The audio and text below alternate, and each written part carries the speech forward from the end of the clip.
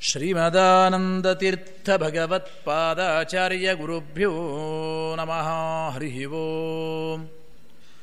ನಾರಾಯಣಾಯ ಪರಿಪೂರ್ಣಗುಣರ್ಣವಾಯ ವಿಶ್ವೋದಯಸ್ಥಿತಿಲಯೋ ನಿಯತಿಪ್ರದಾಯ ಜ್ಞಾನಪ್ರದಾಯ ಜುಭುದಾಸುರಸೌಖ್ಯದುಃಖಸತ್ಕಾರಣಾಯ ವಿತತಾಯ ನಮೋ ನಮಸ್ತೆ.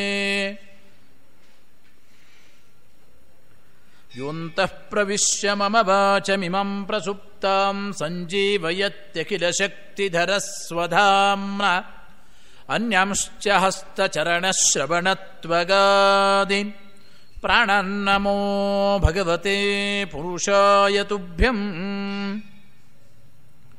ಕಲತ್ರಂ ಕಮಲಾಯಸ್ಯ ಪುತ್ರಃ ಕಮಲಸಂಭವಃ ಶಿವಾದ್ಯಾ ಸೇವಕಾಸ್ತಸ್ಮೈ ನಮೋ ವಿಶ್ವಕುಟುಂಬಿನೆ. ಕೃಷ್ಣಾಯ ವಾಸುದೇವಾಯ ದೇವಕೀನಂದನಾಯ ಚ ನಂದಗೋಪಕುಮಾರಾಯ ಗೋವಿಂದಾಯ ನಮೋ ನಮಃ. ರಾಮಾಯ ರಾಮಭದ್ರಾಯ ರಾಮಚಂದ್ರಾಯ ವೇಧಸೆ ರಘುನಾಥಾಯ ನಾಥಾಯ ಸೀತಾಯಾಃ ಪತಯೇ ನಮಃ.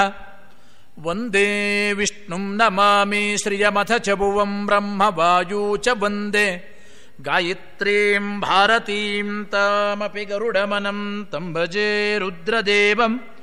ದೇವೀಂ ವಂದೇ ಸುಪರ್ಣೀಂ ಮಹಿಪತಿದಯಿತಾಂ ವಾರುಣೀಮಪ್ಯುಮಾಂ ತಾನ್ ಇಂದ್ರಾದೀನ ಕಾಮಮುಖ್ಯಾನ್ನಪಿ ಸಕಲಸುರಾನ್ ಸದ್ಗುರೂನ್ ಮದ್ಗುರೂಶ್ಚ ಧರ್ಮವಿಜ್ಞಾನವೈರಾಗ್ಯ ಪರಮೈಶ್ವರ್ಯಶಾಲಿನಃ ಆನಂದತೀರ್ಥ ಭಗವತ್ಪಾದಾನ್ ವಂದೇ ನಿರಂತರಂ. ನೌಮಿನ್ಯಾಯ ಸುಧಾಧಿಕೃಜ್ಜಯ ಮುನೀನ್ ಶ್ರೀಪಾದರಾಟ್ಸನ್ಮಣೀನ್ ವ್ಯಾಸಾರ್ಯಾನ್ ವಿವಿಧಾಗಮಾಬ್ಧಿವಿಹರನ್ ಶ್ರೀವಾದಿರಾಜಾನಪಿ ವಂದೇ ಹಂಸವರನ್ ರಘುತ್ತಮಗುರುನ್ ವೈದಭ್ಯಮಾರಾನ್ನಿಧೀನ್ ಶ್ರೀ ಸತ್ಯವ್ರತ ರಾಘವೇಂದ್ರ ಮುನಿಪಾನ್ ಸದ್ಬೋಧ ಸಧ್ಯಾನಪಾನ್ ಸತ್ಪ್ರಮೋದ ಸಮಾರಂಭಂ ಟೀಕಾಕೃತ್ಪಾದ ಮಧ್ಯಮಾಂ ಶ್ರೀಮದಾಚಾರ್ಯ ಪರ್ಯಂತಾಂ ವಂದೇ ಗುರು ಪರಂಪರಾಂ. ಯಹಿರಹಂ ಶುಕವತ್ ಸಮ್ಯಕ್ ಶಿಕ್ಷಿತೋಸ್ಮಿ ಕೃಪಾಲುಭಿಃ ಶ್ರೀಮತ್ ಸತ್ಯಾತ್ಮತೀರ್ಥಾರ್ಯಾನ್ ವಂದೇ ವಿದ್ಯಾಗುರೂನ್ ಮಮ. ಸ್ವಸ್ತ್ಯಸ್ತು ಸತಾಮಖಿಲ ಸನ್ಮಂಗಲಾನಿ ಭವಂತು. ಹಿಂದೆ ಅರ್ಜುನನ ದಿವ್ಯವಾಗಿರತಕ್ಕಂತಹ ದಿಗ್ವಿಜಯ ಯಾತ್ರೆ, ಅಶ್ವಮೇಧ ಯಜ್ಞದ ಕುದುರೆಯ ಜೊತೆಗೆ ಎಲ್ಲ ರಾಜ್ಯಗಳಲ್ಲಿಯೂ ಸಂಚಾರ ಮಾಡಿ ಮರಳಿ ಮತ್ತೆ ಹಸ್ತಿನಾವತಿಗೆ ಅರ್ಜುನನು ಬಂದಿದ್ದಾರಲ್ಲಿ. ಅನಂತರ ಅರ್ಜುನ ಕೃಷ್ಣ ಪರಮಾತ್ಮನಿಗೆ, ಈ ಕಡೆ ಧರ್ಮರಾಜ ಭೀಮಸೇನ ದೇವರು ಅಣ್ಣಂದಿರಿಗೆ ನಮಸ್ಕಾರ ಮಾಡಿ ಅವನು ನಿಂದಿದ್ದಾನೆ. ಇನ್ನು ಸ್ವಲ್ಪ ಬರ್ತಾ ಇರ್ತಾನೆ, ದೂರ ಇರ್ತಾನೆ ಅರ್ಜುನ. ಆವಾಗ ಕೃಷ್ಣನಿಗೆ ಧರ್ಮರಾಜ ಒಂದು ಮಾತು ಕೇಳ್ತಾನೆ. ನಮ್ಮ ತಮ್ಮ ಅರ್ಜುನ ಮೊದಲಿನಿಂದಲೂ ಪಾಪ ಯಾಕೆ ಇಷ್ಟು ದುಃಖ ಪಡ್ತಾನೆ, ಒದ್ದಾಡ್ತಾನೆ? ಯಾವಾಗಲೂ ಅಲದಾಟವೇ, ಸಂಚಾರವೇ. ಕೆಲವರು ಒಂದು ದಿವಸ ಒಂದು ಊರರಿಲ್ಲ, ಇರೋದೇ ಇಲ್ಲ. ನಿಮ್ಮ ಕಾಲಲ್ಲಿ ಚಕ್ರ ಇದೆ ಅಂತ ಅಂತಿರ್ತಾರೆ. ಆ ರೀತಿ ಇಡೀ ಮಹಾಭಾರತದ ಕಥೆಯನ್ನು ನಾವು ನೋಡಿದರೆ ಅರ್ಜುನ ಮೊದಲಿನಿಂದಲೂ ಪಾಪ ಸಂಚಾರ ಸಂಚಾರ ಸಂಚಾರ, ಇಡೀ ಒಂದು ದಿನ ಒಂದು ಊರಲ್ಲಿ ಇರಲ್ಲ. ಯಾಕೆ ಹೀಗೆ ಇಷ್ಟು ಒದ್ದಾಡ್ತಾನೆ ಇವನು ಅಂತ. ಈ ಮತ್ತೆ ಸಂಚಾರ ಆಯ್ತು. ಈಗ ಸುಮಾರು 1 ವರ್ಷಗಳ ಕಾಲ. ಮೊದಲು ಒಬ್ಬರು ದ್ರೌಪದಿಯ ಜೊತೆಗೆ ಇದ್ದಾಗ ಇನ್ನೊಬ್ಬರು ಪ್ರವೇಶ ಮಾಡಿದರೆ 1 ವರ್ಷ ತೀರ್ಥಯಾತ್ರೆ ಅಂತ. ಧರ್ಮರಾಜನ ಜೊತೆಗೆ ದ್ರೌಪದಿ ಇದ್ದಾಗ ಅಲ್ಲಿ ಅರ್ಜುನ ಪ್ರವೇಶ ಮಾಡಿದ, ತೀರ್ಥಯಾತ್ರೆ ಮಾಡಿದ 1 ವರ್ಷ. ಆಮೇಲೆ ಕಿರಾತಾರ್ಜುನೀಯ ಪ್ರಸಂಗ ಅಂತ ಕೇಳ್ತೇವೆ. ಅಲ್ಲಿ ಹೋಗುವಾಗ 5 ವರ್ಷಗಳ ಕಾಲ ಇಂದ್ರಲೋಕದಲ್ಲೇ ವಾಸ ಮಾಡ್ತಾನೆ. ಮೂಲ ರೂಪದ ಜೊತೆಗೆ ಅರ್ಜುನನೇ. ಪಾಶುಪತಾಸ್ತ್ರ ತರೋ ಸಲುವಾಗಿ ಅಲ್ಲಿ ಕೃಷ್ಣ ಪರಮಾತ್ಮ ಕೈಲಾಸಕ್ಕೆ ಕರ್ಕೊಂಡು ಹೋಗ್ತಾನೆ. ಅವನನ್ನು ಶಿವದೇವರಿಂದ ಉಪದೇಶ ಮಾಡಿಸ್ತಾನೆ. ಅಂದರೆ ಈ ರೀತಿ ಇಡೀ ಜೀವನ ಪೂರ್ಣ ಅಲದಾಡೋದೇನೆ ಅರ್ಜುನ. ಯಾಕೆ ಹೀಗಾಗುತ್ತದೆ ಅಂತ ಧರ್ಮರಾಜ ಕೇಳ್ತಾನೆ ಆ ಪಾಪ ತಮ್ಮನನ್ನು ನೋಡಿ. ಅಂದರೆ ಈ ತರಹ ಒದ್ದಾಡೋದಕ್ಕೆ, ದುಃಖ ಪಡೋದಕ್ಕೆ, ನಿತ್ಯ ಅಲದಾಡೋದಕ್ಕೆ ಅರ್ಜುನನಲ್ಲಿ ಏನಾದರೂ ದೋಷ ಉಂಟಾ ಕೃಷ್ಣ ಪರಮಾತ್ಮನಿಗೆ ಕೇಳ್ತಾನೆ. ಆವಾಗ ಈ ಧರ್ಮರಾಜ ಕೇಳಿದಾಗ ಕೃಷ್ಣ ಪರಮಾತ್ಮ ಹೇಳಿದೆ, ಏನಿಲ್ಲ, ನಿನ್ನ ತಮ್ಮ ಅರ್ಜುನ ಸ್ವಲ್ಪ ಉದ್ದ ದೇಹ ಉಳ್ಳವನು ಅಂತ. ದೇಹದ ಲಕ್ಷಣಗಳಲ್ಲಿ ಎಷ್ಟು ದೇಹ ಉದ್ದಿರಬೇಕು ಅದಕ್ಕಿಂತ ಜಾಸ್ತಿ ಉದ್ದಿದ್ದಾನೆ ನಿನ್ನ ಅರ್ಜುನ. ಉದ್ದಂಬೋದ್ರ ಜೊತೆಗೆ ಇಲ್ಲಿ ಆಚಾರ್ಯ ಹೇಳುವಾಗ ಭ್ರಾತಾತೆ ದೀರ್ಘ ಪಿಂಡಿಕ. ಪಿಂಡಿಕ ಅಂತಂದ್ರೆ ನಮ್ಮ ಕಾಲಿನ ಹರಡಿಗಳು ಅಂತ. ಅಂದ್ರೆ ಅಂಗಾಲಿನ ಮೇಲಿರತಕ್ಕಂತಹ ಗುಂಡುಗಳಿರ್ತದಲ್ಲ, ಆ ಕಾಲಿನ ಹರಡಿಗಳು ಸ್ವಲ್ಪ ದೊಡ್ಡದಾಗಿದೆ, ಶಾಸ್ತ್ರದ ಪ್ರಮಾಣಕ್ಕಿಂತ ಹೆಚ್ಚಾಗಿದೆ. ಅದಕ್ಕಾಗಿ ಈ ರೀತಿ ಆಗುತ್ತಾ ಇದೆ ಅಂತ ಅವನು ಹೇಳಿದ. ಇನ್ನೂ ದೇಹದ ಅರ್ಜುನನ ಬೇರೆ ದುರ್ಲಕ್ಷಣಗಳೇನು ಕೆಲವು ಅವನ ದೇಹಕ್ಕೆ ಅನುಸಾರವಾಗಿ ಅದು ಹೇಳಲಿಕ್ಕೆ ಹೋಗ್ತಾನೆ. ದ್ರೌಪದಿ ದೇವಿ ಅವೆಲ್ಲ ಹೇಳಬೇಡ, ಸುಮ್ಮನೆ ಕೂಡು ಅಂತ ಸೂಚನೆ ಮಾಡಿಬಿಡ್ತಾಳೆ, ಕೇವಲ ಕಣ್ಣು ಸೊನ್ನೆ ಮಾಡಿಬಿಡ್ತಾಳೆ. ಅಂದರೆ ಈ ದೀರ್ಘಪಿಂಡಿಕ ದೊಡ್ಡದಾದ ಕಾಲಿನ ಈ ಗಂಟು ಅಂತ, ಆ ಕಾಲಿನ ಅಂದರೆ ಗಂಟು ಇರ್ತಕ್ಕಂಥವನು ಅದು ಒಂದೇ ಸಾಕು, ಉಳಿದಿದ್ದು ಹೇಳಬೇಡ ಅಂತ ಅವಳು ಸೂಚನೆ ಮಾಡಿಬಿಡ್ತಾಳೆ ದ್ರೌಪದಿ ತಕ್ಷಣ. ಅಲ್ಲಿ ಕೃಷ್ಣ ಪರಮಾತ್ಮ ಹೇಳೋದಿಲ್ಲ, ಸುಮ್ಮನೆ ಇದ್ದು ಬಿಡ್ತಾನೆ.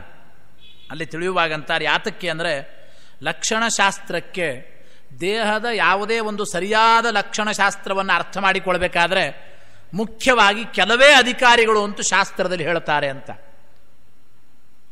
ಸಮಸ್ತ ಲಕ್ಷಣಾಭಿಜ್ಞಾ ಕೃಷ್ಣ ಸತ್ಯ ರುಕೋದರ ಕೃಷ್ಣ ಚ ಪಂಚಮೋ ನಾಸ್ತಿ ವಿದ್ಯಾ ಶುದ್ಧೇಯ ಮಂಜಸ. ಇದು ದೇವತೆಗಳ ಅತ್ಯಂತ ವಿಶಿಷ್ಟವಾದ ವಿದ್ಯಾ. ಯಮಧರ್ಮರಾಜನು ಅವನು ಸ್ವತಃ ಯಮನೇ, ಯುಧಿಷ್ಠಿರ ಯಮಧರ್ಮನ ಅವತಾರ. ಆದರೆ ಅವನ ಯೋಗ್ಯತೆಗೆ ಅನುಗುಣವಾಗಿ ಅರ್ಜುನನ ಬಗ್ಗೆ ಇಷ್ಟು ತಿಳ್ಕೊಂಡ್ರೆ ಸಾಕು, ಅದೇ ಹೆಚ್ಚಿನ ತಿಳ್ಕೋಬೇಕಾಗಿಲ್ಲ ಅಂತ. ಇದರ ಜೊತೆಗೆ ಅಂದರೆ ಆ ಕಾಲಿನ ಗಂಟು ದೊಡ್ಡದಿದೆ ಅಂತೇನು ಹೇಳಿದಲ್ಲ, ದೊಡ್ಡದೊಂದು ಇಷ್ಟು ದೊಡ್ಡದು ಅಂತ ಹಿಂಗೆ ಎಲ್ಲರಿಗೆ ಕಾಣೋ ಥರ ಇರಲಿಲ್ಲ, ಸೂಕ್ಷ್ಮವಾಗಿ ಅಂತ. ಅತೀ ಸೂಕ್ಷ್ಮವಾಗಿ ಜ್ಞಾನದ ದೃಷ್ಟಿಯಿಂದ ನೋಡಿದ್ರೆ ಕಾಣಿಸ್ತದೆ ಅಷ್ಟೇ, ಇಲ್ಲ ಪರಮ ಸುಂದರ ಮೂರ್ತಿನೇ ವಿಚಾರ ಇಲ್ಲ ಅರ್ಜುನ. ಆ ರೀತಿ ಸೂಕ್ಷ್ಮವಾಗಿ ವಿಚಾರ ಮಾಡಿದಾಗ ಅದು ಕಾಣಿಸ್ತದೆ. ಅಂದರೆ ಅರ್ಜುನನ ಆ ಕಾಲಿನ ಗಂಟು ಅಂತ. ಇದರ ಜೊತೆಗೆ ಉಳಿದ ಎಲ್ಲ ದೇಹದ ಲಕ್ಷಣಗಳನ್ನೂ ಕೂಡ ಈ ಧರ್ಮರಾಜನಿಗೂ ತಿಳಿಯುವ ಅವಶ್ಯಕತೆ ಇಲ್ಲ, ಬೇಕಾಗಿಲ್ಲ ಅಂತಾಳೆ ದ್ರೌಪದಿ ದೇವಿ.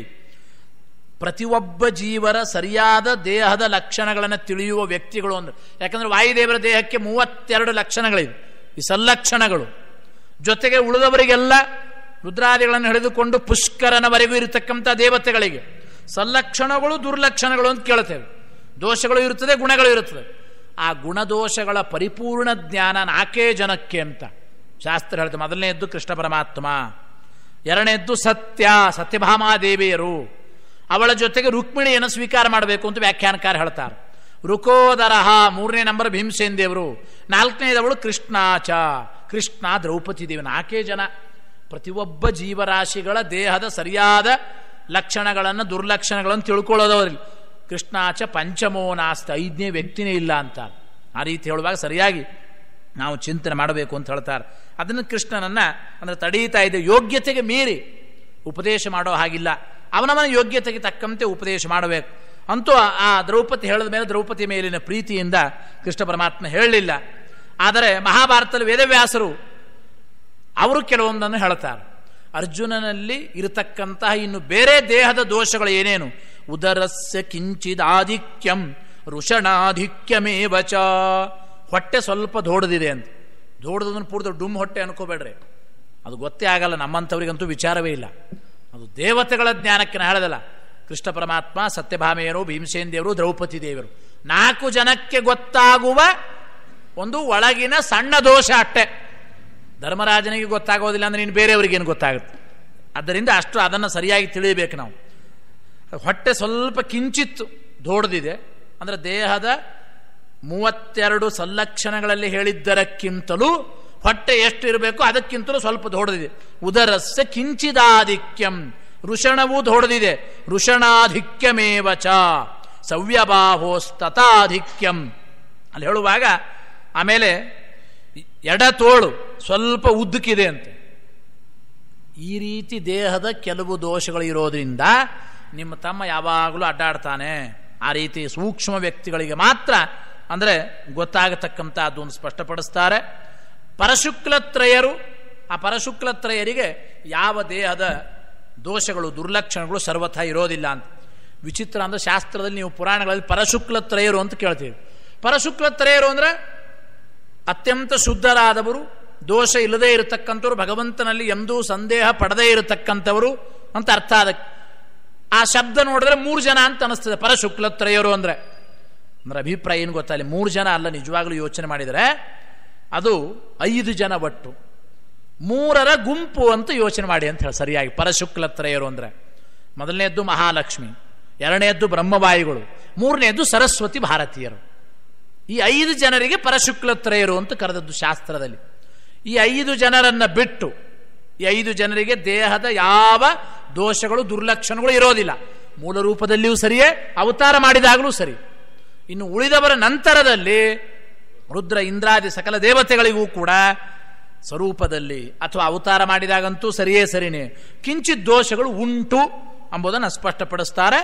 ಆ ಇದ್ದ ದೇಹದ ದೋಷಗಳು ಅದು ಗೊತ್ತಾಗತಕ್ಕಂಥದ್ದು ಕೂಡ ಶ್ರೇಷ್ಠ ಜ್ಞಾನಿಗಳಿಗೆ, ಭಗವಂತನಿಗೆ, ಹರಿವಾಯುಗಳಿಗೆ ಮಾತ್ರ ಎಂಬುದನ್ನು ಸ್ಪಷ್ಟಪಡಿಸ್ತಾರೆ. ಅನಂತರ ವಿಶೇಷವಾಗಿ ಅಲ್ಲಿ ತಿಳಿಸ್ತಾ, ಇದರ ಜೊತೆಗೆ ಅರ್ಜುನ ಆ ಯಜ್ಞಾಶ್ವವನ್ನು ಮತ್ತೆ ಯಜ್ಞದ ಶಾಲೆಯಲ್ಲಿ ಕಟ್ಟಿ ಎಲ್ಲ ಸಹೋದರರಿಗೆ, ಕೃಷ್ಣ ಪರಮಾತ್ಮನಿಗೆಲ್ಲ ನಮಸ್ಕಾರ ಮಾಡಿ ಆಮೇಲೆ ಅತ್ಯದ್ಭುತವಾಗಿ ಆ ಪಾಂಡವರ ಅಶ್ವಮೇಧವನ್ನು ವರ್ಣನೆ ಮಾಡ್ತಾ ವೇದವ್ಯಾಸದೇವರು ಬಲರೂಪವಾಗಿರತಕ್ಕಂತಹ ಕೃಷ್ಣ ಪರಮಾತ್ಮನಿಂದ ರಕ್ಷಿತವಾಗಿ ಜ್ಞಾನರೂಪವಾಗಿರತಕ್ಕಂಥ ವೇದವ್ಯಾಸದೇವರ ಮಾರ್ಗದರ್ಶನದಲ್ಲಿ ಈ ಕಡೆ ಪರಶುರಾಮ ದೇವರು ಉಪದೇಶ ಮಾಡ್ತಾ ಇದ್ದಾರೆ. ವಾಸಿಷ್ಠ ಕೃಷ್ಣ, ಯಾದವ ಕೃಷ್ಣ, ಭಾರ್ಗವರಾಮ ಅಂದರೆ ಪರಶುರಾಮ ದೇವರು 3 ರೂಪಗಳಿಂದ ಸನ್ನಿಧಾನಗೊಂಡಿರತಕ್ಕಂಥ ಪಾಂಡವರ ದಿವ್ಯವಾಗಿರತಕ್ಕಂಥ ಅಶ್ವಮೇಧದ ವೈಭವ ಏನು.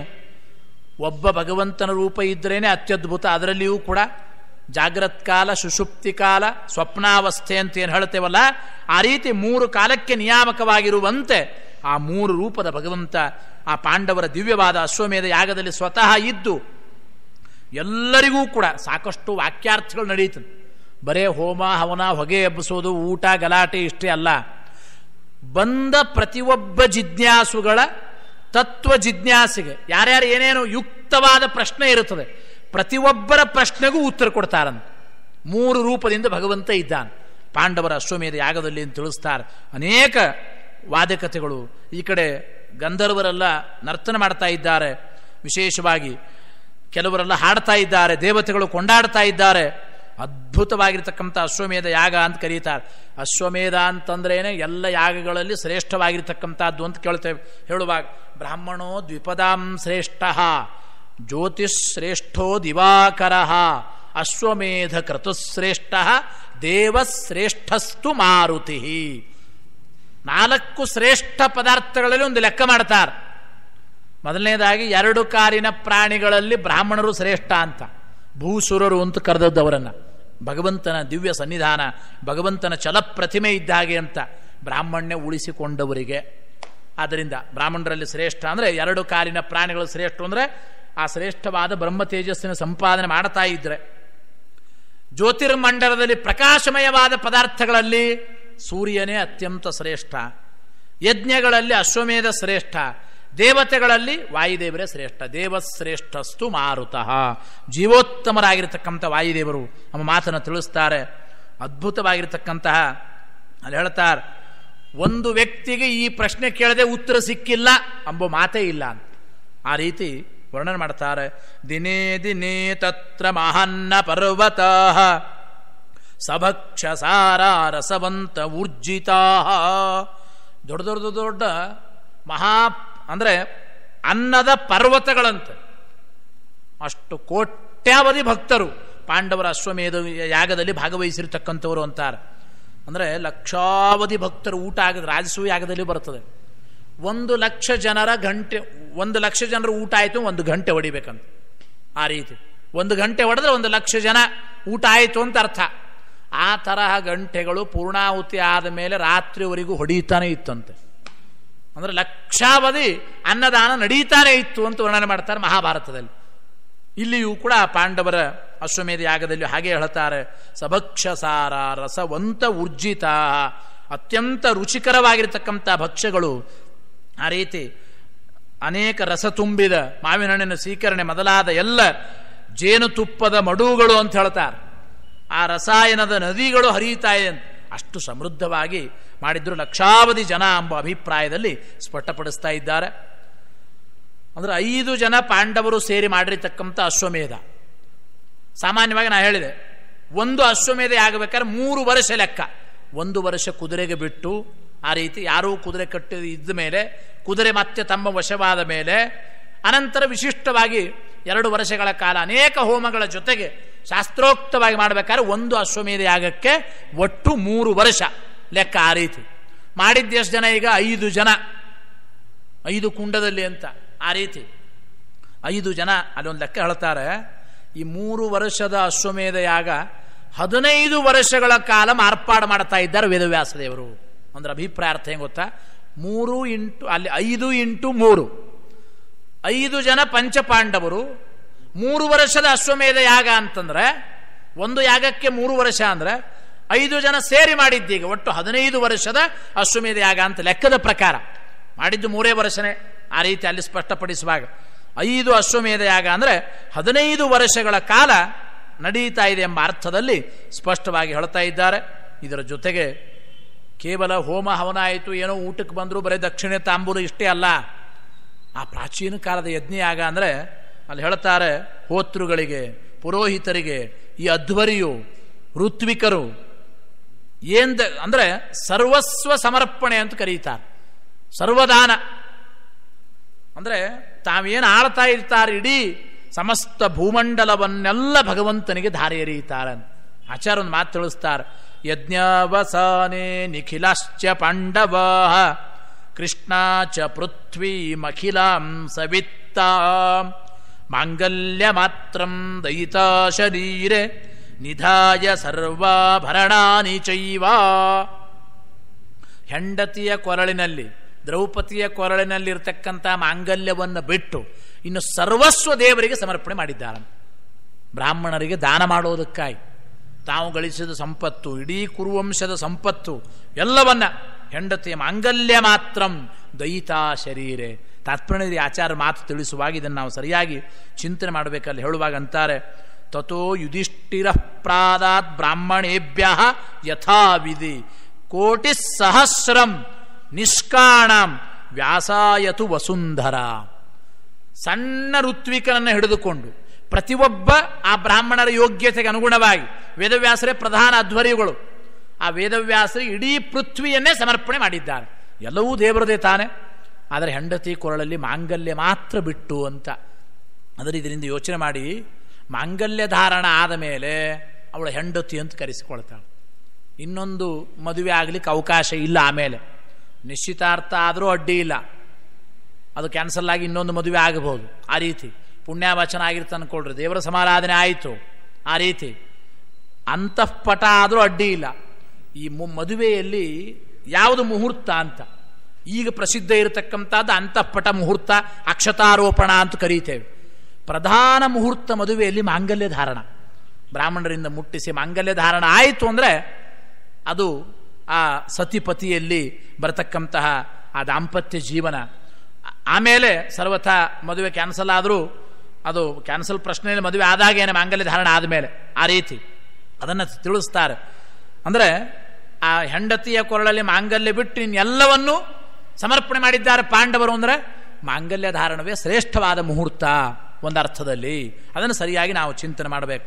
ಈಗ ಅದು ಮುಹೂರ್ತ ಬೇರೆ ಬೇರೆ ಆಗ್ಬಿಟ್ಟವು, ಮನಿ ಮುಹೂರ್ತನೇ ಬೇರೆ, ಜನರ ಮುಹೂರ್ತ ಬೇರೆ, ಅವರವ್ರ ಅನುಕೂಲಕ್ಕೆ ತಕ್ಕಂಗೆ ಮಾಡ್ತಾ ಇದ್ದಾರೆ ಪಾಪ, ಅದು ಬೇರೆ. ನಿಧಾಯ ಸರ್ವ ಭರಣಾನಿ ಚೈವ, ಎಲ್ಲವನ್ನ ಸಮರ್ಪಣೆ ಮಾಡಿದ್ದಾರೆ. ಪಾಂಡವರ ದಿವ್ಯವಾದ ಆ ವಿಚಾರ ಹೇಳ್ತಾರೆ ಎಷ್ಟು ಚೆನ್ನಾಗಿ ಅಂದರೆ, ಬಲಿಚಕ್ರವರ್ತಿನೂ ಸರ್ವಸ್ವ ಸಮರ್ಪಣೆ ಮಾಡಿದ್ದಾನೆ ದೇವರಿಗೆ, ವಾಮನ ದೇವರಿಗೆ. ಇಲ್ಲಿ ಪಾಂಡವರು ಸರ್ವಸ್ವ ಸಮರ್ಪಣೆ ಮಾಡಿದ್ದಾರೆ. ವ್ಯತ್ಯಾಸ ಇಷ್ಟೇನೆ, ಬಲಿ ದೇವರು ಕೇಳದ ಮೇಲೆ ಕೊಟ್ಟ, ಪಾಂಡವರು ದೇವರು ಕೇಳದೇನೂ ಕೊಟ್ಟರು. ಯಾರು ಯಾವ ವೇದವ್ಯಾಸ ದೇವರು ಕೇಳಿಲ್ಲ, ಪರಶುರಾಮ ದೇವರು ಕೇಳಿಲ್ಲ, ಕೃಷ್ಣನೂ ಕೊಡಲಿಲ್ಲ. ಅಷ್ಟೇ ದಕ್ಷಿಣ ಕೊಡ್ರಿ, ಇಷ್ಟೇ ಕೊಡ್ರಿ, ಯಾವ ಪುರೋಹಿತರು ಏನು ಕಂಡೀಷನ್ ಮಾಡಿಲ್ಲ ಇಲ್ಲಿ. ಅಂದರೆ ದೇವರು ಕೇಳದ ಮೇಲೆ 3 ಪಾದ ಭೂಮಿ ಕೊಡು ಅಂತ ಕೇಳದ ಮೇಲೆ ಅವನು ಕೊಟ್ಟಿದ್ದು. ಕೇಳದೇನೆ ಸರ್ವಸ್ವ ಸಮರ್ಪಣೆ ಮಾಡಿದವರು ಪಾಂಡವರು. ಆದ್ದರಿಂದ ಆ ಪಾಂಡವರ ಯೋಗ್ಯತೆ ಬಹಳ ದೊಡ್ಡದು, ಬಲಿಚಕ್ರವರ್ತಿಗಿಂತಲೂ ಕೂಡ ಅದನ್ನು ಚೆನ್ನಾಗಿ ಸ್ಪಷ್ಟಪಡಿಸಿದ್ದಾರೆ. ಅಂದರೆ ನಾನು ಹೇಳೋದಲ್ಲ, ಯಾತಕ್ಕೆ ಕೊಟ್ಟಿದೆ, ಎಲ್ಲ ಬ್ರಾಹ್ಮಣರಿಗೂ ಕೂಡ ಹಂಚಿಬಿಡು ಸ್ವಾಮಿ. ಇಡೀ ಅಂದರೆ ಪೃಥ್ವಿಯನ್ನು ವೇದವ್ಯಾಸ ದೇವರಿಗೆ ಕೊಟ್ಟು ಅಪಾರವಾಗಿರ್ತಕ್ಕಂಥ ಮುತ್ತು, ರತ್ನ, ವಜ್ರ, ವೈಡೂರ್ಯ, ಬೆಳ್ಳಿ, ಬಂಗಾರ ಎಲ್ಲವನ್ನ ಬ್ರಾಹ್ಮಣರಿಗೆ ದಕ್ಷಿಣ ಕೊಡೋದಕ್ಕಾಗಿ ನೀವೇ ಹಂಚಬೇಕು.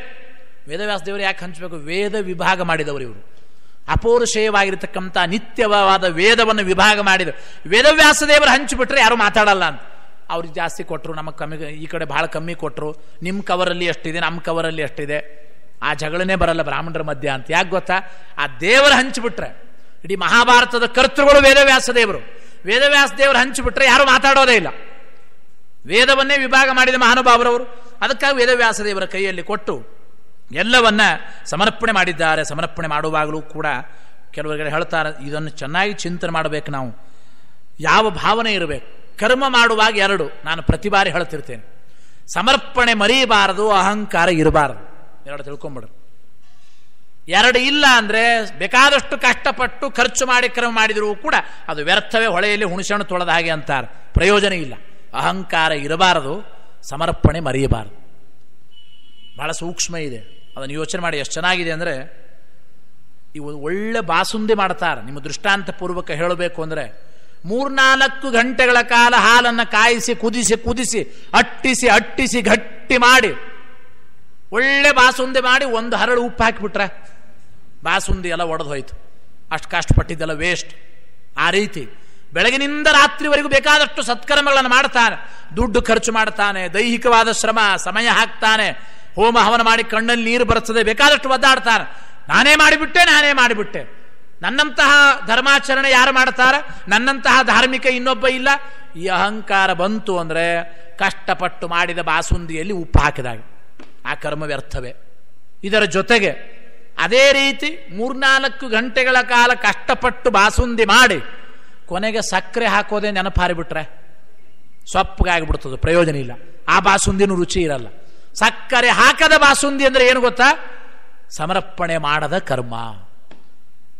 ಬೆಳಗಿನಿಂದ ಕಷ್ಟಪಟ್ಟು ಸಕಲ ಕರ್ಮಗಳನ್ನು ಮಾಡ್ತೇವೆ, ಆದರೆ ಸಮರ್ಪಣೆ ಕೃಷ್ಣಾರ್ಪಣ ವಸ್ತು ಅಂತ ಭಕ್ತಿಯಿಂದ ಅನುಸಂಧಾನ ಪೂರ್ವಕ ಹೇಳೋದಕ್ಕೆ ಎಷ್ಟು ನಿಮಗೆ 1 ನಿಮಿಷ, ಅರ್ಧ ನಿಮಿಷ ಸಾಕು. ಭಕ್ತಿಯಿಂದ ದೇವರಿಗೆ ನಮಸ್ಕಾರ ಮಾಡಿದ ಸಕಲ ಕರ್ಮಗಳನ್ನು ಸಮರ್ಪಯಾಮಾಸ ಸ ಶುದ್ಧ ಬುದ್ಧಿ. ಸಕಲ ಕರ್ಮಗಳನ್ನು ಭೀಮಸೇನ ದೇವರು ಸಮರ್ಪಣೆ ಮಾಡ್ತಾರೆ ಅಂತ ಕೇಳ್ತೇವೆ. ಆ ಕೃಷ್ಣಾರ್ಪಣ ಮನೋಭಾವದಿಂದ ಸಮರ್ಪಣೆ ಮಾಡದೆ ಹೋದರೆ ಆ ಕರ್ಮವು ವ್ಯರ್ಥನೆ. ಆದ್ದರಿಂದ ಸಮರ್ಪಣೆ ಮರೆಯಬೇಡ್ರಿ, ಅಹಂಕಾರ ಇರಬಾರದು ಎಂಬ ಮಾತನ್ನು ಸರಿಯಾಗಿ ಅದನ್ನು ಚಿಂತನೆ ಮಾಡಿ ತಿಳಿಸ್ತಾ ಇದ್ದಾರೆ. ಯಾವುದೇ ಕರ್ಮ ಮಾಡುವಾಗ ನಾಹಂ ಕರ್ತ ಹರಿಕರ್ತ ತತ್ಪೂಜಾ ಕರ್ಮ ಚಾಖಿಲಂ, ಈ ಅನುಸಂಧಾನ ಪ್ರತಿ ಬಾರಿ ನಮಗಿರಬೇಕು. ಪ್ರತಿ ಇಡೀ ಆಚಾರ್ಯರ ಸರ್ವಮೂಲ ಗ್ರಂಥಗಳಲ್ಲಿ ಎಲ್ಲ ವ್ಯಾಖ್ಯಾನಕಾರರು, ಹರಿಕಥಾಮಸಾರದಲ್ಲಿ ಜಗನ್ನಾಥದಾಸರು ಪ್ರತಿ ಸಂದರ್ಭದಲ್ಲಿ ಈ ಮಾತು ಹೇಳ್ತಾರೆ, ನಂದೇನದೋ ಸ್ವಾಮಿ ನಿಂದೇ ಇದೆಲ್ಲವೂ. ಈ ಭಾವನೆ ಇದ್ದಾಗ ಆ ಕರ್ಮ ಸಾರ್ಥಕವಾಗುತ್ತದೆ. ತ್ವದೀಯಮೇತತ್ ನಿಖಿಲಂ ವಯಂಚ ನಾಸ್ತ್ಯಸ್ಮದೀಯಂ ಕ್ವಚ ಕಿಂಚನೇಶ. ಆ ಧರ್ಮರಾಜರು ಹೇಳತಕ್ಕಂಥ ಮಾತು, ಸ್ವತಂತ್ರ ಏಕೋಸಿ ನ ಕಶ್ಚಿದನ್ಯ ಸರ್ವತ್ರ ಪೂರ್ಣೋಸಿ ಸದೇತಿ ರುಷ್ಟಾ. ನಂದೇನದೋ ಸ್ವಾಮಿ ನಿಂದೇ ಇದೆಲ್ಲವೂ. ಕೆರೆಯ ನೀರನ್ನು ಕೆರೆಗೆ ಚೆಲ್ಲಿ ವರವ ಪಡೆದವರಂತೆ ಕಾಣಿರು ಅಂತಾರ ಹೇಳುವಾಗಲಿ. ಹಾಗೆ ಆ ನಿಟ್ಟಿನಲ್ಲಿ ಭಕ್ತಿಯಿಂದ ಭಗವಂತನಿಗೆ ಎಲ್ಲವೂ ನಿನ್ನದೇ ಅಂತ ಸಮರ್ಪಣೆ ಮಾಡಿದಾಗ ಅನಂತ ಮಡಿಯಾಗಿ ಕೊಡ್ತಾನೆ. ಇವತ್ತು ನಮಗೆಲ್ಲ ಏನು ಗಾಬರಿ ಅಂತ, ದೇವರಿಗೆ ಕೊಟ್ಟುಬಿಟ್ರೆ ವಾಪಸ್ ಬರ್ತದೋ ಇಲ್ಲೋ ಅಂತ. ಪಾಪ ಇಟ್ಟ ನೈವೇದ್ಯವನ್ನು ನಿಜವಾಗಲೂ ದೇವರೇ ತಿಂತಾ ಇದ್ರೆ ಮರುದಿವಸದಿಂದ ನೈವೇದ್ಯನೇ ಸ್ಟಾಪ್ ಆಗಿ ಹೋಗ್ಬಿಡ್ತಾ ಇತ್ತು. ಆ ಉಳಿದು ತಟ್ಟಿ ಪಾಪ ಹಾಗೇ ಇರುತ್ತಂತ ಸುಮ್ಮನೆ ಜನ ಇಡ್ತಾರೆ, ಏನೋ ಇರಲಿ ಅಂತೂ. ಅಂದರೆ ಈ ಹೊರಗಿನ ಸ್ಥೂಲವಾದ ಅನ್ನವನ್ನು ಭಗವಂತ ಭೋಗ ಮಾಡೋದಿಲ್ಲ, ಕೇವಲ ಸ್ವಾಖ್ಯ ರಸವನ್ನು ಮಾತ್ರ ಭೋಗ ಮಾಡ್ತಾನೆ. ಆ ವಿಚಾರ ಎಲ್ಲ ಶಾಸ್ತ್ರ ಹೇಳಿದ್ದಾರೆ. ಆ ಭಕ್ತಿಯ ಅನುಸಂಧಾನದ ಸಮರ್ಪಣೆಯ ಭಾವನೆ ನಾವು ರೂಢಿಸಿಕೊಳ್ಬೇಕು ಜೀವನದಲ್ಲಿ. ಕೃಷ್ಣ ಪರಮಾತ್ಮ ಒಬ್ಬ ಶ್ರೇಷ್ಠ ಭಕ್ತನ ಮನೆಗೆ ಬರ್ತಾನಂತ. ಅವನ ಭಕ್ತಿಯ ಪರೀಕ್ಷೆಗಾಗಿ ಭಕ್ತನ ಮನೆಗೆ ಬಂದು, ಈ ಟಿ ವಿ ಯಾರ್ದು ಅಂತ ಕೇಳಿದ, ನಿಂದೇ ಸ್ವಾಮಿ ಅಂದ. ಈ ಸೋಫಾ ಯಾರ್ದು? ನಿಂದೇ ಸ್ವಾಮಿ. ಫ್ರಿಡ್ಜ್ ಯಾರ್ದು? ಇದು ನಿಂದೇ ಸ್ವಾಮಿ. ಮನೆ ಯಾರ್ದು? ನಿಂದೆ. ಈಗಲೇ ಬರೆದು ಕೊಟ್ಬಿಡ್ಲಾ? ಮನೆ ಯಜಮಾನ್ ಅಂತ. ನಿನ್ನ ಹೆಂಡತಿ ಮಕ್ಕಳು? ಅವರು ನಿನ್ನವರೇ ಸ್ವಾಮಿ ಅಂತಾನು. ಎಲ್ಲವೂ ನಿಂದೆ. ಮನೆ ಎಲ್ಲ ತಿರುಗಾಡ್ತಾ ಕೃಷ್ಣ ಇದು ಯಾರ್ದು ಅಂತ ಕೇಳ್ತಾನೆ ಇದ್ದ. ಅವನು ಎಲ್ಲ ನಿಂದೆ ಸ್ವಾಮಿ, ಎಲ್ಲ ನಿಂದೆ ಸ್ವಾಮಿ ಹೇಳತ್. ದೇವ್ರ ಮನೆಗೆ ಕರ್ಕೊಂಡು ಹೋದ ಕೃಷ್ಣ. ದೇವ್ರ ಮನೆಯಲ್ಲಿ ದೇವರ ಪೆಟ್ಟಿಗೆ ಇತ್ತು, ಕೃಷ್ಣನ ಪ್ರತಿಮಾ. ಇದು ಯಾರ್ದು ಅಂತ ಕೇಳಿದ. ಆ ಭಕ್ತ ಹೇಳಿ, ಇದು ಮಾತ್ರ ನಂದು ಸ್ವಾಮಿ ಅಂತ. ದೇವರನ್ನು ನಾನು ಬಿಡಲ್ಲ, ಎಲ್ಲ ನೀನೇ ತಗೊಂಡು, ಅವನೇ ದೇವರು. ಆದ್ದರಿಂದ ಆ ದೇವರು ಮಾತ್ರ ನನ್ನವ, ನಾನಿನ್ನವ ನಿನ್ನವ ಶ್ರೀನಿವಾಸ. ದೇವರ ಮುಂದೆ ನಾವು ಹೇಳಿಕೊಳ್ತೇವೆ. ಭಕ್ತಿಯಿಂದ ಸರ್ವ ಸಮರ್ಪಣೆ ಮಾಡಿ ನಾವು ಹೇಳಿಕೊಂಡಾಗ ಇವ ನನ್ನ ಭಕ್ತ, ಏನಂ ಉದ್ಧರಾಮಿ ಎಂಬ ದೇವರ ಇಚ್ಛೆ ಬರುತ್ತದೆ. ಏನಂ ಮೋಚಯಾಮಿ ಅಂತ ಬಂದಾಗ ಜನ್ಮ ಸಾರ್ಥಕ. ಕೃಷ್ಣನಿಗೆ ಪರಮಾನಂದ ಆಯ್ತಂದು ಅವನನ್ನು ಆಲಿಂಗನ ಮಾಡಿಕೊಂಡು ಮೋಕ್ಷವೇ ನೀಡುತ್ತಾನೆ ಅಂತೇಳಿ. ಎಲ್ಲ ಪದಾರ್ಥವೂ ನಿಂದೆ, ಈ ದೇವರ ಪೆಟ್ಟಿಗೆ ಕೃಷ್ಣ ಮಾತ್ರ ನಂದು ಅಂದವನು. ಇದು ಮಾತ್ರ ನಿಂದು ಅನ್ಬೇಡ ಸ್ವಾಮಿ ಅಂತ. ಆದ್ದರಿಂದ ಅದು ಅವನೇ ಭಗವಂತನೇ, ಅದ್ರ ದೇವರು ಮಾತ್ರ ನನ್ನವ. ಈ ಅಂದರೆ ಇದು ನಿಶ್ಚಲವಾದ ಭಾವನೆ. ಯಾಕಂದರೆ ರಕ್ಷತೀತ್ಯೇವ ವಿಶ್ವಾಸ, ವಿಶ್ವಾಸ ಫಲದಾಯಕ. ಎಂತಹ ಪ್ರಾಣಾಪಾಯ ಸಂದರ್ಭದಲ್ಲಿಯೂ ಯಾವನು ಭಗವಂತನನ್ನು ಮರೆಯೋದಿಲ್ಲ. ಅತ್ಯಂತ ದೃಢವಾದ ವಿಶ್ವಾಸದಿಂದ ದೇವರು ರಕ್ಷಣೆ ಮಾಡೇ ಮಾಡುತ್ತಾನೆ ಎಂಬ ವಿಶ್ವಾಸ ಯಾವನಿಗಿದೆ, ನಿಶ್ಚಿತವಾಗಿ ಭಗವಂತ ರಕ್ಷಣೆ ಮಾಡುತ್ತೆ. ಸಾಕಷ್ಟು ಪರೀಕ್ಷೆಗಳಾಗುತ್ತದೆ, ಮತ್ತೆ ಬೇಕಾದಷ್ಟು ವಿಘ್ನಗಳು ಬರ್ತದೆ, ಬೇಕಾದಷ್ಟು ಕಷ್ಟಗಳನ್ನು ದುಃಖಗಳನ್ನು ದೇವರು ಕೊಡ್ತಾನೆ. ಯಾಕೆಂದರೆ ನಾನು ಪ್ರತಿ ಬಾರಿ ಹೇಳ್ತೇನೆ, ಈ ಮಡಿ ಮೈಲಿಗೆ ಆಚಾರ ವಿಚಾರ ಧಾರ್ಮಿಕರಾದ ವ್ಯಕ್ತಿಗಳಿಗೆ ಕಷ್ಟ ಬರೋದು ಬಹಳ. ದೇವರು ದಿಂಡ್ರು ಮಡಿ ಮೈಲಿಗೆ ಅಂಬೋರಿಗೆ ಬಹಳ ಕಷ್ಟ ನಿಜ. ನೂರಾರು ಇಡೀ ಒಂದು ಜನ್ಮ ಅಲ್ಲ, 10 ಜನ್ಮಗಳಲ್ಲಿ ಬೇಕಾದಷ್ಟು ಪರೀಕ್ಷೆ ಆದರೂ ಎಲ್ಲ ಪರೀಕ್ಷೆಯಲ್ಲೂ ಯಾವನು ತೇರ್ಗಡೆ ಆಗುತ್ತಾನೆ. ಎಂತಹ ಕಷ್ಟ ಬಂದರೂ ಭಗವಂತ ರಕ್ಷಣೆ ಮಾಡುತ್ತಾನೆ. ವಿಶ್ವಾಸ ಯಾವನಿಗಿದೆ, ಮಮ ಪ್ರಾಣಾಹಿ ಪಾಂಡವ ಅಂತ ದೇವರು ಹೇಳಿದ ಹಾಗೆ ನಮೇ ಭಕ್ತ ಪ್ರಣಶ್ಯತಿ. ಅಂತಹ ಭಕ್ತನಿಗೆ ನಾಶ ಇಲ್ಲ, ಅವನನ್ನು ನಾನು ಉದ್ಧಾರ ಮಾಡುತ್ತೇನೆ ಎಂಬ ಮಾತನ್ನು ಪರಮಾತ್ಮ ಹೇಳ್ತಾನೆ. ಹಾಗೆ ಇಲ್ಲಿ ಪಾಂಡವರು ಕೂಡ ಸಕಲವೂ ನಿನ್ನದೇ ಸ್ವಾಮಿ, ಎಲ್ಲವೂ ನಿನ್ನದೇ ಅಂತ ಹೇಳ್ತಾ ವಿಶೇಷವಾಗಿ ಎಲ್ಲ ಇಡೀ ರಾಜ್ಯವನ್ನ ಸಮರ್ಪಣೆ ಮಾಡಿದ್ದಾನೆ ಅವನು ವೇದವ್ಯಾಸ ದೇವರಿಗೆ. ಧರ್ಮರಾಜ ಅಂತಾನೆ, ಎಷ್ಟು ವಿಚಿತ್ರ. ಸರ್ವ ಸಮರ್ಪಣೆ ಆಯ್ತು ಸ್ವಾಮಿ, ಪ್ರಜೆಗಳನ್ನೆಲ್ಲ ಚೆನ್ನಾಗಿ ನೀವು ನೋಡಿಕೊಳ್ಳ್ರಿ, ನೀವೇ ಇರಿ ರಾಜ್ಯದಲ್ಲಿ, ನಾವು ಮತ್ತೆ ತಪಸ್ಸಾಧನೆ ಮಾಡುತ್ತೇವೆ, ಭಗವಂತನ ಪ್ರೀತಿ ಸಂಪಾದನೆ ಮಾಡುತ್ತೇವೆ. ಕಾಡಿಗೆ ಹೊರಟು ನಿಂತು ಬಿಟ್ಟಿದ್ದಾರೆ ಅಷ್ಟೇ 5 ಜನ. ಮತ್ತೆ ಪಾಂಡವರ ಅಶ್ವಮೇಧ ಯಾಗ ಮುಗಿದ ಮೇಲೆ ಎಲ್ಲ ಸರ್ವಸ್ವ ದೇವರಿಗೆ ಸಮರ್ಪಣೆ ಮಾಡಿ.